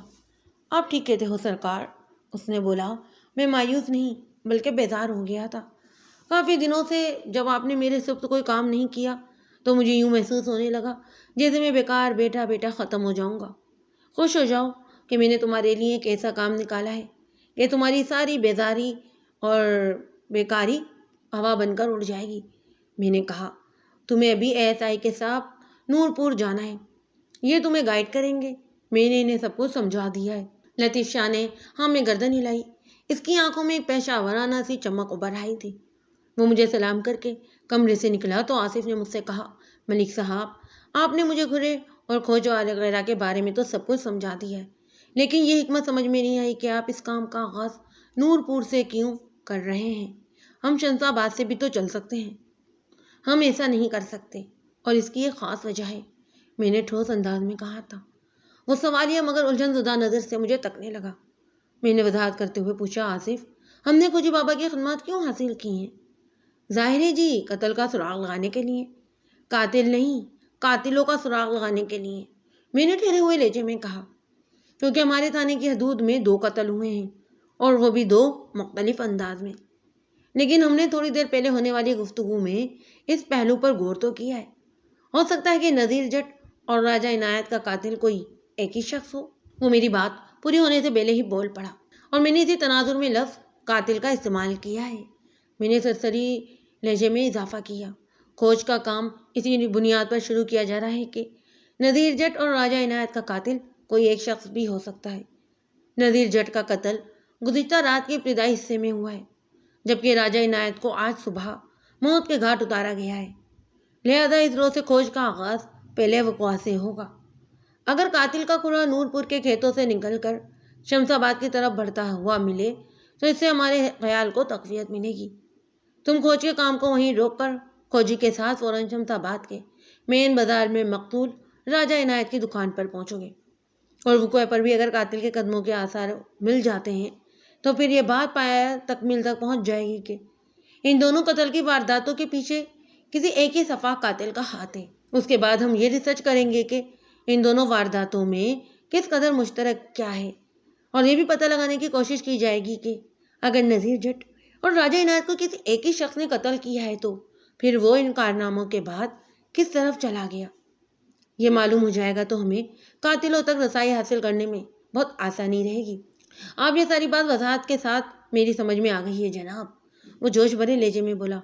میں ابھی شاہ جی کے ساتھ نورپور روانہ ہو جاتا ہوں۔ سورج غروب ہونے میں 3-3.5 گھنٹے باقی ہیں۔ میرا خیال ہے کہ اس دوران میں کم از کم نورپور والا کام تو نبٹ ہی جائے گا۔ ضرور نبٹ جائے گا بھائی، میں نے تائیدی انداز میں کہا۔ بلکہ اگر منوان میری ہدایت پر عمل کیا گیا تو میں سمجھتا ہوں کہ تم لوگ شمس آباد کے مین بازار کی زمین کو بھی ٹچ کر سکتے ہو۔ اللہ کرے ایسا ہی ہو جناب، وہ مضبوط لہجے میں بولا۔ مجھے آپ کی ہدایت اچھی طرح یاد ہے۔ میں نے کام کو آسان بنانے کے لیے ایسا ہی آصف کو تاکید کی کہ نورپور والی جائے وقوع پہنچ کر وہ حفیظ، مشتاق احمد، ناظم علی اور افتخار باجوہ کو بلا کر لطیف شاہ سے ان کی ملاقات کرائے گا۔ اس ملاقات کا بنیادی مقصد صرف اتنا سا تھا کہ کھوجی بابا ان کے پاؤں کے کھرے کا نمونہ حاصل کر لے۔ اس طرف کے کھیتوں میں اور جائے وقوع کے گرد و نواح میں انہی لوگوں کی چلت پھرت زیادہ ہوتی تھی۔ مقتول نذیر جٹ کے کھرے کا اندازہ لگانے کے لیے اس کی ایک بالکل دیسی جوتی اس کے گھر سے منگوا لی گئی، جیسی اس نے گزشتہ روز پہن رکھی تھی۔ نذیر جٹ کا قاتل کے جوتے اور لباس بھی اپنے ساتھ لے گیا تھا۔ اس کا مطلب یہ تھا کہ وہ مقتول کے جوتوں کی موجودگی میں اسی کے جیسے کھرا چھوڑتا ہوا آگے بڑھا ہوگا۔ اگر ان تمام نکات کو ذہن میں رکھ کر کھوجی اپنے کام کا آغاز کرتا تو کامیابی یقینی تھی۔ 4-5 افراد کے کھروں میں سے ایک کھرا الگ شناخت کیا جا سکتا تھا۔ ایسائی آصف کو لطیف شاہ کے ساتھ نورپور کی جانب روانہ کرنے کے بعد میں اپنے کمرے میں بیٹھ کر کانسٹیبل شہزاد کی واپسی کا انتظار کرنے لگا۔ شام سے تھوڑی دیر پہلے مجھے بتایا گیا کہ صفدر علی نامی کوئی شخص مجھ سے ملنے آیا ہے۔ میں نے اطلاع دینے والے کانسٹیبل سے صفدر کی خیریت اور آمد دریافت کی تو چونک اٹھا۔ کانسٹیبل نے ڈرامائی انداز میں بتایا، ملک صاحب، یہ بندہ آپ سے راجہ عنایت کے بارے میں کوئی اہم بات کرنا چاہتا ہے۔ راجہ عنایت؟ میں نے سرسراتی ہوئی آواز میں کہا۔ تم مقتول راجہ عنایت کی بات کر رہے ہو؟ جی ہاں، کانسٹیبل نے ہاں میں گردن ہلائی۔ تو اسے فوراً میرے پاس بھیجو، میں نے ذرائی لہجے میں کہا۔ تھوڑی دیر کے بعد صفدر علی نفس بہ نفس میرے سامنے بیٹھا ہوا تھا۔ صفدر علی کی عمر لگ بھگ 50 سال رہی ہوگی، قد متناسب، جسم فربے مائل اور چہرے پر ہلکی سی داڑھی۔ وہ ایک معقول صورت شخص تھا۔ اس کا تعلق بھی شمس آباد ہی سے تھا۔ میں نے تنقیدی نظر سے اس کا جائزہ لیا اور گہری سنجیدگی سے پوچھا، ہاں صفدر، تم راجہ عنایت کے بارے میں کیا کہنا چاہتے ہو؟ جناب، میں صبح اسے بھلا چنگا دکان پر چھوڑ کر گیا تھا، وہ حیرت بھرے لہجے میں بولا۔ واپس آیا ہوں تو پتہ چلا ہے کہ کسی نے اسے قتل کر دیا ہے۔ مجھے تو بالکل یقین نہیں آ رہا تھا تھانیدار صاحب۔ یہ حقیقت ہے، اس لیے تمہیں یقین کرنا ہی پڑے گا، میں نے ٹھہرے ہوئے لہجے میں کہا، اور پھر پوچھا، صفدر علی، تم صبح راجہ عنایت کو دکان میں صحیح سلامت چھوڑ کر کہاں چلے گئے تھے اور اب کہاں سے واپس آ رہے ہو؟ اس اعتبار سے بھی میری صفدر میں دلچسپی بڑھ گئی تھی کہ وہ ایک ایسا شخص تھا جس نے اپنی آنکھوں سے آخری مرتبہ مقتول کو زندہ حالت میں دیکھا تھا، اور صفدر خود بھی اس حوالے سے مجھ سے کوئی خاص بات کرنے والا تھا، تو گویا عنایت مرڈر کیس میں کوئی پیش رفت ہونے والی تھی۔ جناب، میں گڑی مراج گیا ہوا تھا، اس نے میرے سوال کے جواب میں بتایا۔ تھوڑی دیر پہلے میں وہیں سے لوٹا ہوں۔ گھڑی مراج نامی وہ گاؤں قصبہ شمس آباد کے جنوب میں لگ بھگ 4 میل کے فاصلے پر واقع تھا۔ میں نے صفدر سے پوچھا، تم گھڑی مراج کس کام سے گئے تھے؟ اور کیا صبح اس سلسلے میں راجہ عنایت سے تمہاری کوئی ملاقات ہوئی تھی؟ جناب، ادھر گھڑی مراج میں میرا بڑا بھائی رضوان رہتا ہے، وہ وضاحت کرتے ہوئے بولا۔ رضوان کی بیٹی سے میرے بیٹے جاوید کی رشتے کی بات چل رہی ہے اور اسی سلسلے میں وہاں گیا ہوا تھا۔ اور جہاں تک راجہ عنایت سے ملاقات کا تعلق ہے تو میں گھر سے نکل کر سیدھا اس کی دکان پر گیا تھا، مجھے اپنا خط بنوانا تھا۔ راجہ عنایت نے 10-15 منٹ میں میرا کام کر دیا اور میں بڑے اطمینان کے ساتھ گھڑی مراج روانہ ہو گیا، اور اب واپس آیا ہوں تو پتہ چلا ہے۔ صفدر علی، میں نے قطع کلامی کرتے ہوئے اس کی آنکھوں میں دیکھا اور کہا، شمس آباد کے تمام لوگوں کو اس بات کی خبر ہو چکی ہے کہ راجہ عنایت کو کسی سفاہ شخص نے شہرک کاٹ کر موت کے گھاٹ اتار دیا ہے، لیکن ان میں سے کوئی بھی حیرت یا افسوس کرنے تھانے نہیں آیا، صرف تم آئے ہو۔ میں نے بات کو نامکمل چھوڑ کر انگلی سے اس کی جانب اشارہ کیا اور پھر بولا، اگر تم خاص طور پر یہاں آئے ہو تو اس کا واضح مطلب یہی ہے کہ تمہارے پاس راجہ عنایت کے قتل کے حوالے سے کوئی اہم خبر ہے۔ کیا میں صحیح کہہ رہا ہوں؟ جناب، آپ کا اندازہ بالکل درست ہے، وہ تائیدی انداز میں گردن ہلاتے ہوئے بولا۔ میرے ذہن میں ایک شک تو ہے، لیکن پتہ نہیں قانون کی نظر میں اس کی کوئی اہمیت ہے بھی یا نہیں۔ میں سیدھا ہو کر بیٹھ گیا اور ادراری لہجے میں بولا، وہ کیا شک ہے؟ تم مجھے بتاؤ، میں فیصلہ کروں گا کہ اس کی ویلیو کس زاویے سے ہو سکتی ہے۔ میری نظر میں اگر میں غلطی نہیں کر رہا ہوں تو اسی شخص نے تمہیں تھانے آنے پر مجبور کیا ہے۔ بالکل یہی بات ہے، وہ فوراً جلدی سے میں گردن ہلاتے ہوئے بولا۔ اس شخص کی شکل دیکھتے ہی مجھے عجیب سا لگا تھا۔ کون شخص؟ میں اچھل پڑا۔ تم جس کی بات کر رہے ہو۔ جب میں خط بنوا کر راجہ عنایت کی دکان سے نکلا تو وہ اندر داخل ہوا تھا۔ صفدر نے برا سا منہ بنا کر مجھے تفصیل سے آگاہ کیا۔ اس کی شکل پر بڑی عجیب سی وحشت تھی اور اس کا حلیہ بھی بالکل جنگلیوں جیسا تھا۔ سر اور داڑھی کے بال بالکل بے ترتیب تھے، آنکھوں میں سرخی۔ اس نے ایک لمحے کا توقف کر کے جھری لی، پھر اپنی بات مکمل کرتے ہوئے بولا، تھانے دار صاحب، اگر مجھے گھڑی مراج جانے کی اتنی جلدی نہ ہوتی تو شاید میں اس شخص کے بارے میں زیادہ جانتا۔ راجہ عنایت کی دکان پر کچھ دیر رک جاتا، تاہم وہ کافی دیر تلک میرے ذہن سے چپکا رہا تھا۔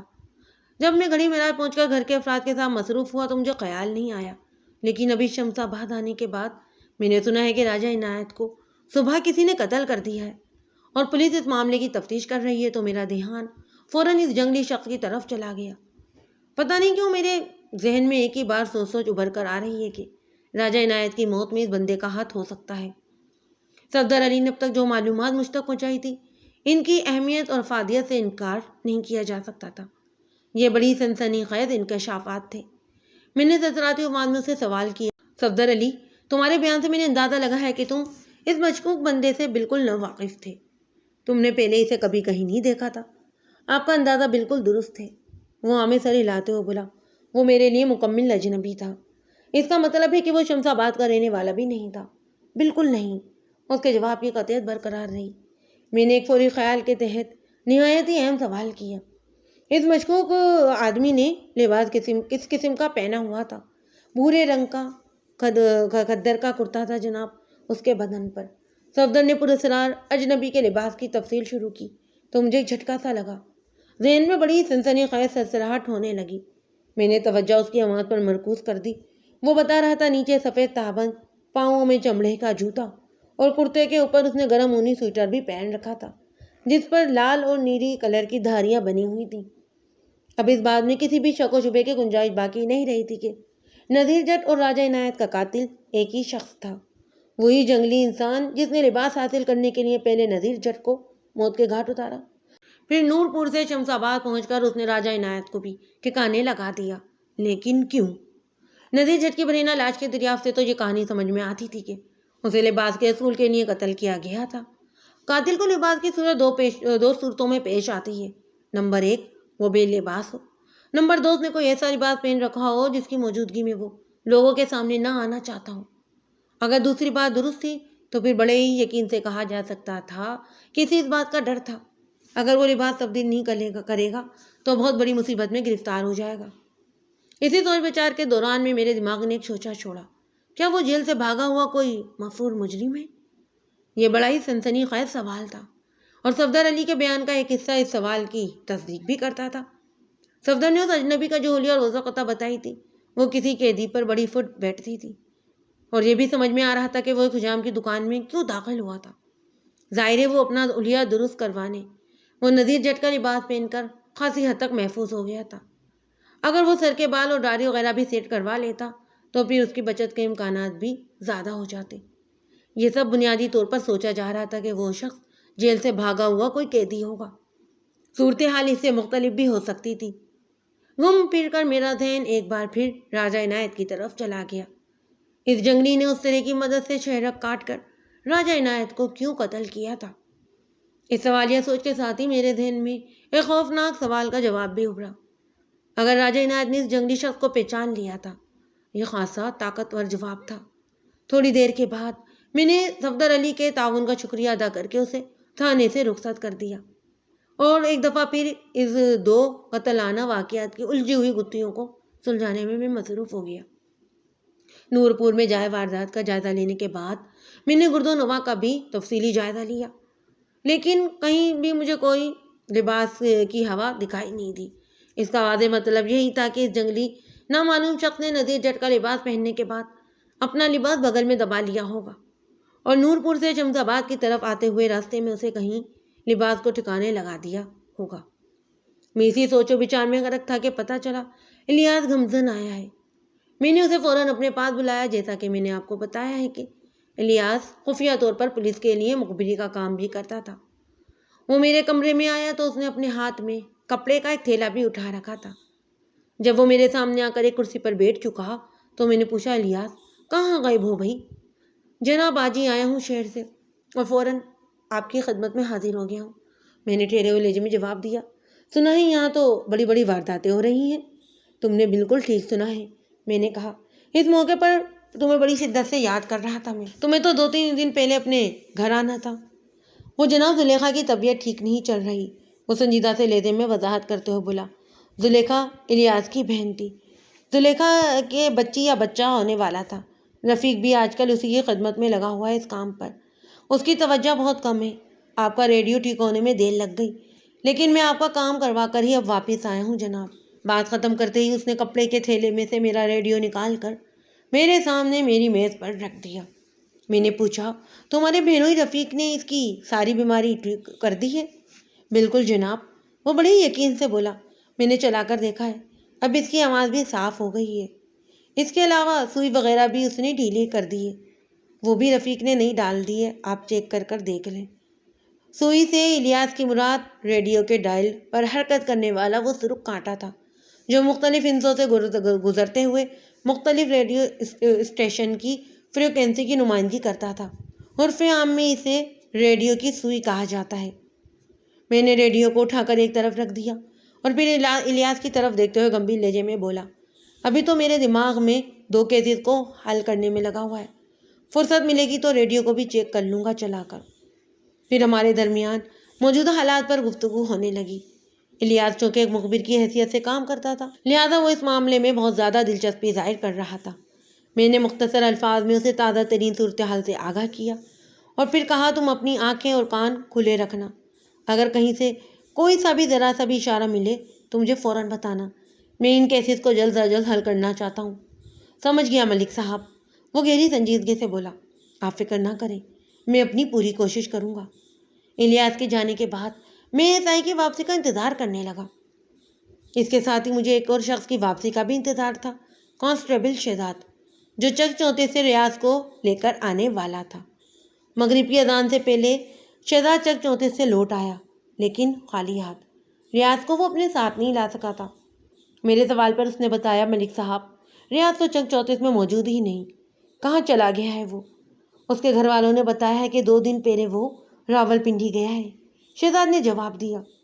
2-3-4 دوست ایک ساتھ مل کر گئے ہیں اور کوئی 1 ہفتے بعد ہی واپس آئیں گے۔ وہ لوگ راول پنڈی کیا لینے گئے ہیں؟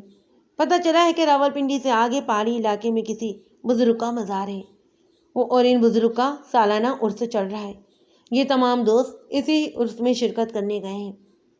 بشیرہ بی بی کا شک اپنی جگہ، لیکن موجودہ صورتحال میں میرا تھانے دارانہ ذہن یہ کہہ رہا تھا کہ تفتیشی معاملات کو آگے بڑھانے کے لیے مجھے ریاض کی ضرورت پیش نہیں آئے گی۔ یہاں تو حالات بالکل ہی کسی دوسرے رخ پر جا رہے تھے، لہذا میں نے ریاض کے بارے میں شہزاد سے مزید کوئی سوال نہ کیا اور پوچھا، راجہ عنایت کے قتل کی خبر نے چک 34 پر خصوصاً مقتول کے سسرالیوں پر کیا اثرات مرتب کیے ہیں؟ جناب، راجہ عنایت کی موت کی خبر سن کر صرف اس کی بیوی کلثوم کو صدمہ پہنچا ہے، وہ گہری سنجیدگی سے بولا، اس لیے وہ میرے ساتھ ہی شمس آباد آ گئی ہے۔ کیا وہ اکیلی آئی ہے یا گھر کا کوئی اور فرد بھی اس کے ساتھ ہے؟ میں نے پوچھا۔ کلثوم کا چھوٹا بھائی عابد بھی ہمارے ساتھ آیا ہے، کانسٹیبل نے جواب دیا، اور اس کا 2 سالہ بیٹا اعجاز بھی۔ کیا کلثوم اینڈ کمپنی اپنے گھر چلے گئے ہیں؟ میں انہیں مقتول کی ماں بشرا بی بی کے حوالے کر کے ہی ادھر آیا ہوں ملک صاحب۔ وہ میری بات پوری ہونے سے پہلے ہی بول اٹھا۔ میں نے اطمینان کی سانس لی اور شہزاد کے ساتھ بات چیت میں مصروف ہو گیا۔ تھوڑی دیر کے بعد مغرب کی اذان ہونے لگی تو میں نماز کے لیے اپنی سیٹ سے اٹھ گیا۔ میں نماز سے فارغ ہو کر دوبارہ اپنی کرسی پر بیٹھا ہی تھا کہ SI آصف اور کھوجی بابا لطیف شاہ مشن نور پور سے واپس لوٹ آئے۔ ان کے چمکتے ہوئے چہروں سے مجھے اندازہ لگانے میں زیادہ دشواری نہ ہوئی کہ کھوجی اور کھرے کے حوالے سے ان کے پاس اہم اطلاعات ہیں۔ لطیف شاہ کے ہاتھ میں ایک چھوٹی سی پوٹلی بھی نظر آ رہی تھی جو اس نے بڑی احتیاط کے ساتھ سنبھال رکھی تھی۔ کوئی خاص خبر لائے ہیں آپ لوگ؟ وہ بیٹھ چکے تو میں نے باری باری ان کی آنکھوں میں دیکھتے ہوئے پوچھا۔ جناب شاہ جی، نذیر جٹ کے قاتل کا کھرا اٹھانے میں کامیاب ہو گئے، آصف نے پرجوش انداز میں بتایا، اور یہ بھی پتہ چل گیا ہے کہ نور پور کے کھیتوں سے نکلنے کے بعد قاتل نے شمس آباد کا رخ کیا۔ لطیف شاہ نے اپنی اس پوٹلی کو میرے سامنے میز پر رکھتے ہوئے بڑے فقریہ انداز میں کہا، ملک صاحب ذرا اس کا معائنہ تو فرمائیں آپ۔ میں بے ساختہ بول اٹھا، اس پوٹلی میں قاتل کا وہ لباس ہوگا جس سے چھٹکارا حاصل کرنے کے لیے اس نے نذیر جٹ کو موت کے گھاٹ اتارا تاکہ اس کا لباس اسے مل جائے، ہے نا یہی بات؟ وہ دونوں منہ کھول کر اس طرح چونک کر مجھے دیکھنے لگے جیسے میں تھانے دار نہیں بلکہ کوئی جادوگر ہوں۔ اس سے پہلے کہ ان کی حیرت ٹوٹتی اور وہ مجھ سے کوئی سوال کرتے، میں نے سنسنی خیز لہجے میں کہا، اور پوٹلی میں موجود لباس کو دیکھ کر یہ واضح ہو جاتا ہے کہ قاتل کوئی مفرور قیدی ہے، کیونکہ اس لباس کا تعلق کسی جیل وغیرہ سے ہے۔ آپ کو یہ سب کچھ یہاں بیٹھے کیسے پتہ چلا؟ وہ دونوں بے یک زبان ہو کر اٹک اٹک کر بولے تھے۔ کیا میں غلط کہہ رہا ہوں؟ میں نے الٹا انہیں سے پوچھ لیا۔ نہیں جناب، آپ تو 100% ایک ٹھیک کہہ رہے ہیں، آصف نے تعجب خیز لہجے میں کہا، لیکن آپ کو یہ سب کیسے معلوم ہوا؟ جواب میں نے انہیں صفدر علی سے ہونے والی گفتگو اور اپنے تجزیے کے بارے میں تفصیلاً بتایا، اور آخر میں نے کھوجی لطیف شاہ سے کہا، میں کل کا سورج اگنے سے پہلے راجہ عنایت کی دکان پر پہنچ جاؤں گا۔ میرا خیال ہے کہ ہمیں اب نور پور اور شمس آباد کے درمیان سر کھپانے کی ضرورت نہیں۔ میں لطیف شاہ کی تجویز سے متفق تھا، لہذا کھوج کے پروگرام کو فائنل کرنے کے بعد میں نے کھوجی کو رخصت کر دیا۔ بعد ازاں میں جتنی دیر تک بھی تھانے میں بیٹھا رہا، میرے اور SI کے درمیان اسی موضوع پر بات ہوتی رہی۔ اس کیس کی مختلف کڑیاں میرے سامنے جمع ہو چکی تھیں، لیکن ابھی تک انہوں نے باقاعدہ زنجیر کی شکل اختیار نہیں کی تھی، کیونکہ اس شرط کو پورا کرنے کے لیے ایک آدھ چیز ادھوری تھی۔ پھر اگلی صبح ایک حسین اور ہنگامہ خیز اتفاق کے تحت وہ بھی پوری ہو گئی۔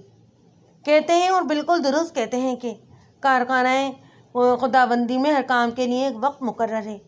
اس سے ایک لمحہ پہلے اور نہ ہی ایک لمحہ بعد انسان چاہے سر پٹک پٹک کر پورا ہو جائے مگر ہونی اور انہونی کو نہیں روک سکتا۔ ایسا ہی کچھ میرے ساتھ بھی ہوا۔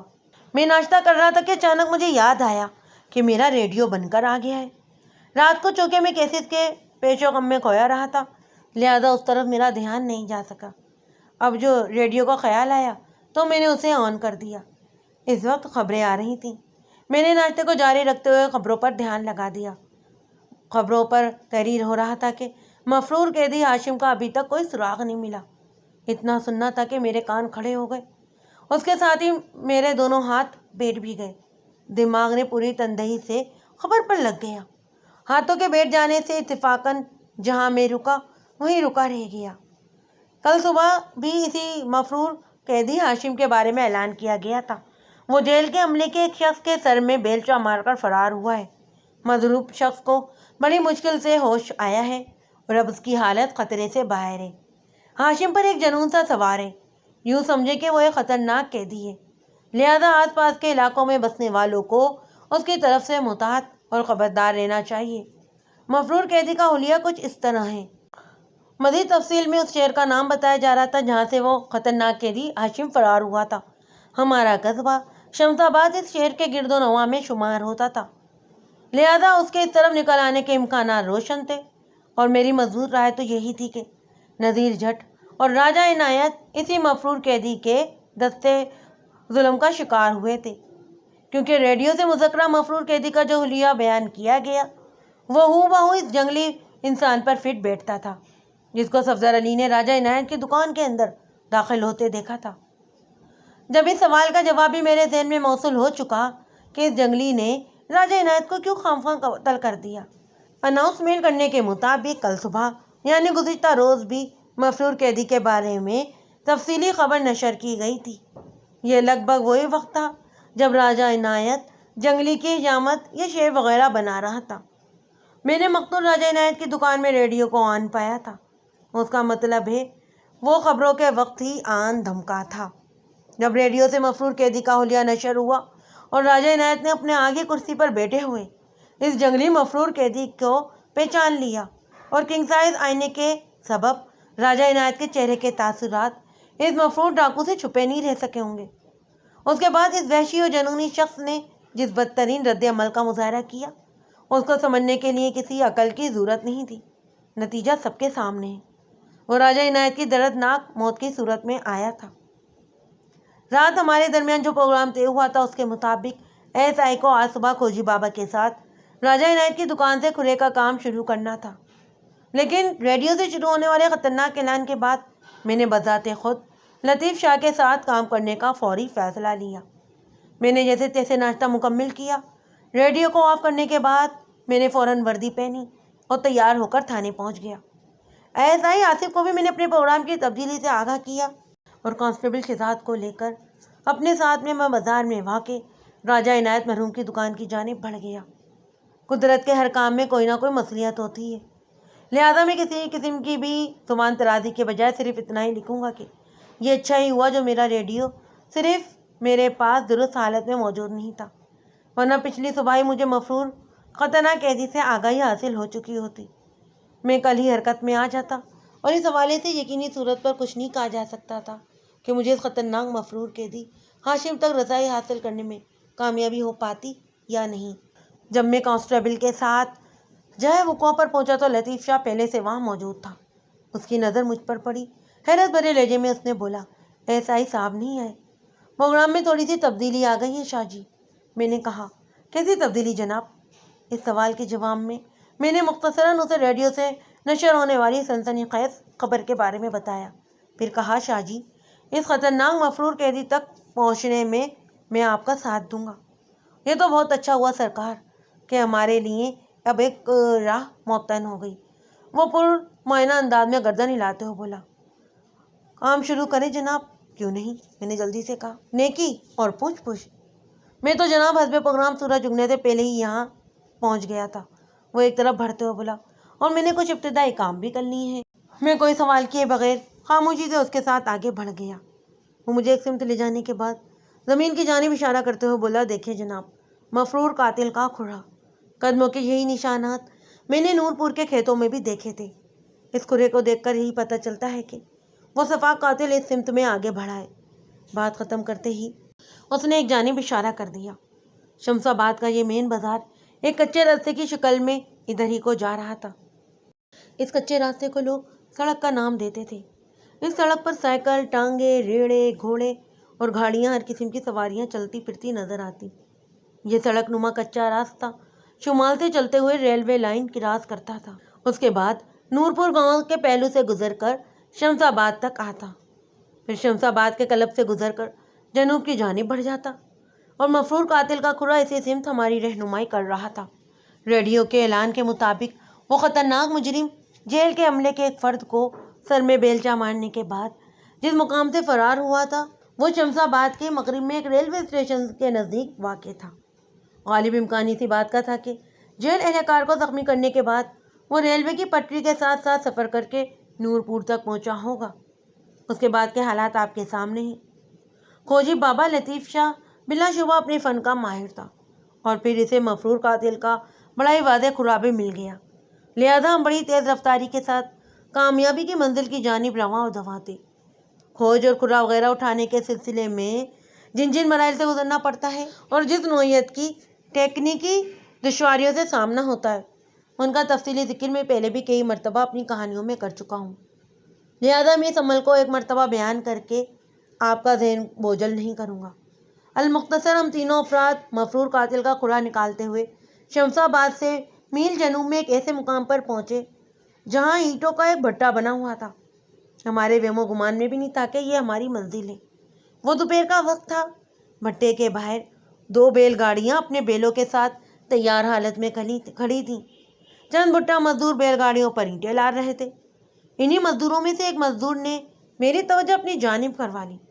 इस वक्त हम मुज़क्करा भट्टे से चंद कदम की दूरी पर थे। काम में मसरूफ लोगों में से किसी की भी निगाह हम पर नहीं पड़ी और ये हमारे हक में अच्छा ही हुआ था, क्योंकि मैंने जिस भट्टा मजदूर को अपनी नज़र का मरकज़ बना रखा था, अगर उसे खबर हो जाती कि पुलिस उसके सर पर पहुंच चुकी है तो वो यकीनन फरार होने की कोशिश करता। और अब मैं इस मफरूर कातिल हाशिम को ऐसा कोई मौका देने के हक में बिल्कुल नहीं था।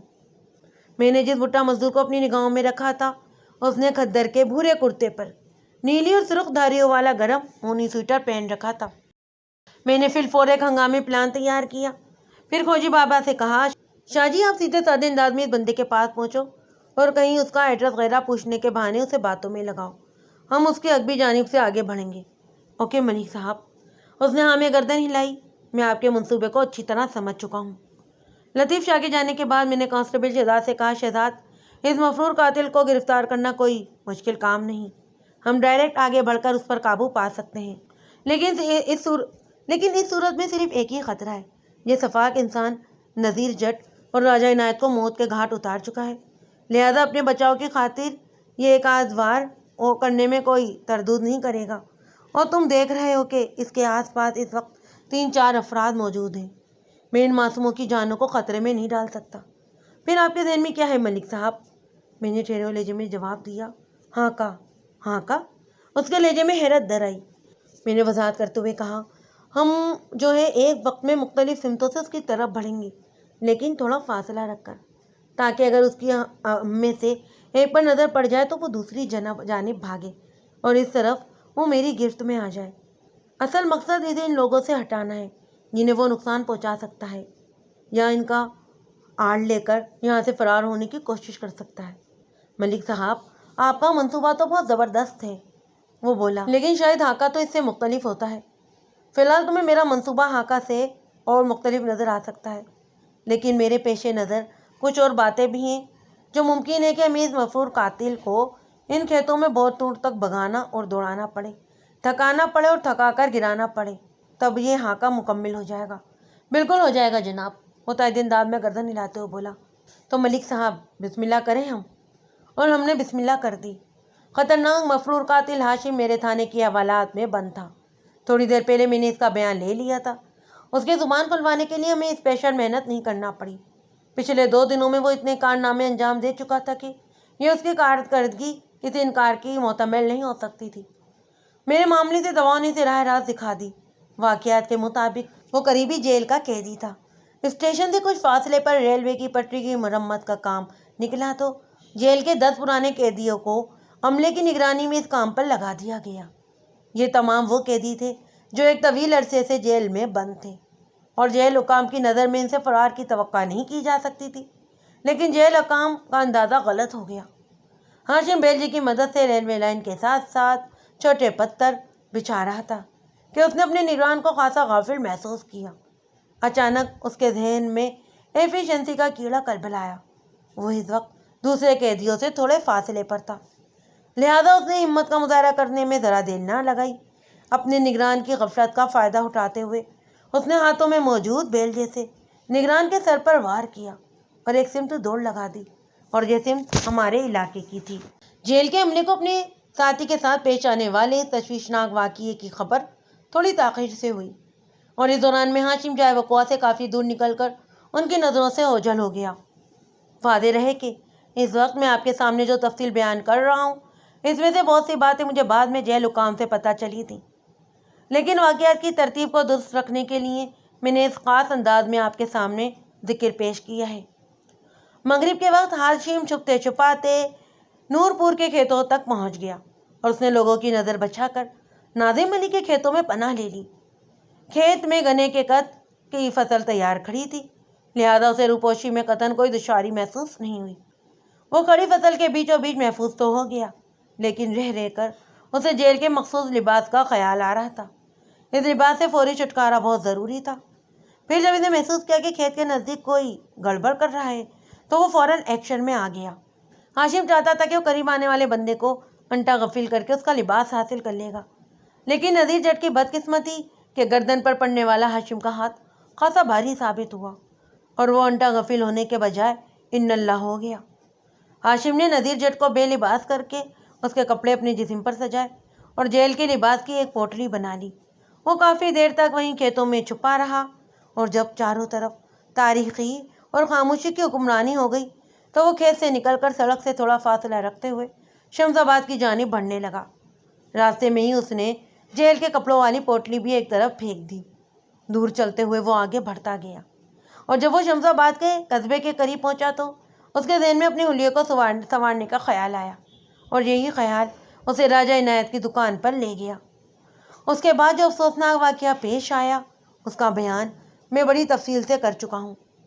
ایسا نہیں تھا کہ جیل حکام نے مقامی پولیس کی مدد سے مفرور قیدی کو تلاش کرنے کی کوشش نہ کی ہو، لیکن اس کی تلاش کی سمت بالکل مختلف تھی۔ وہ مقام جہاں سے ہاشم فرار ہوا تھا ریلوے اسٹیشن کے مغرب میں واقع تھا، جبکہ علاقہ اسٹیشن سے مشرق میں واقع تھا، لہذا تلاش کرنے والے سوچ بھی نہیں سکتے تھے کہ مفرور قیدی نے ادھر کا رخ کیا ہوگا۔ ان کے اندازے کے مطابق وہ جائے وقوع سے مغرب کی سمت سے فرار ہونے کی کوشش کر سکتا تھا، لیکن ہاشم کی خوش قسمتی کہ وہ لوگوں کی نظر بچا کر میرے علاقے کی طرف نکل آیا، اور اس کی بدقسمتی تھی کہ میرے علاقے میں آنے کے بعد وہ میری نظر سے چھپا نہیں رہ سکا۔ میں نے محض 1.5 دن کی مسلسل بھاگ دوڑ کرنے کے بعد اسے گرفتار کر لیا۔ انسان کا دماغ بھی بڑا عجیب و غریب کارخانہ ہے۔ یہ بعض اوقات بڑے ہی ہنگامی فیصلے کرا لیتا ہے، یا تو اسے عرش پر پہنچا دیتا ہے یا پھر فرش پر لا پٹکتا ہے۔ ہاشم کے ساتھ بھی ایسا ہی معاملہ ہوا تھا۔ اگر وہ جیل کے عملے کے ایک آدمی کو زخمی کر کے فرار ہونے کی کوشش نہ کرتا کہ شاید 2-4 مہینوں کے بعد وہ رہا بھی ہو جاتا، لیکن اب تو اسے نذیر جٹ اور راجہ عنایت کے قتل نے ایسا فٹ کیا تھا کہ نانی دادی خواب میں آ جانی تھی۔ ہاشم جیسے ناعقل نااندیش لوگوں کی جتنی بھی سخت سے سخت سزا تجویز کی جاتی وہ کم تھی، اگرچہ اس سزا کے نتیجے میں نذیر جٹ اور راجہ عنایت زندہ نہیں ہو سکتے تھے، تاہم کسی بھی خطرناک مجرم کو واقعی سزا دلوانے کا مقصد اسے صرف دوسروں کے لیے ایک نمونہ عبرت بنانا ہوتا ہے تاکہ اس کی جیسی حرکت کا کوئی مظاہرہ نہ کر سکے۔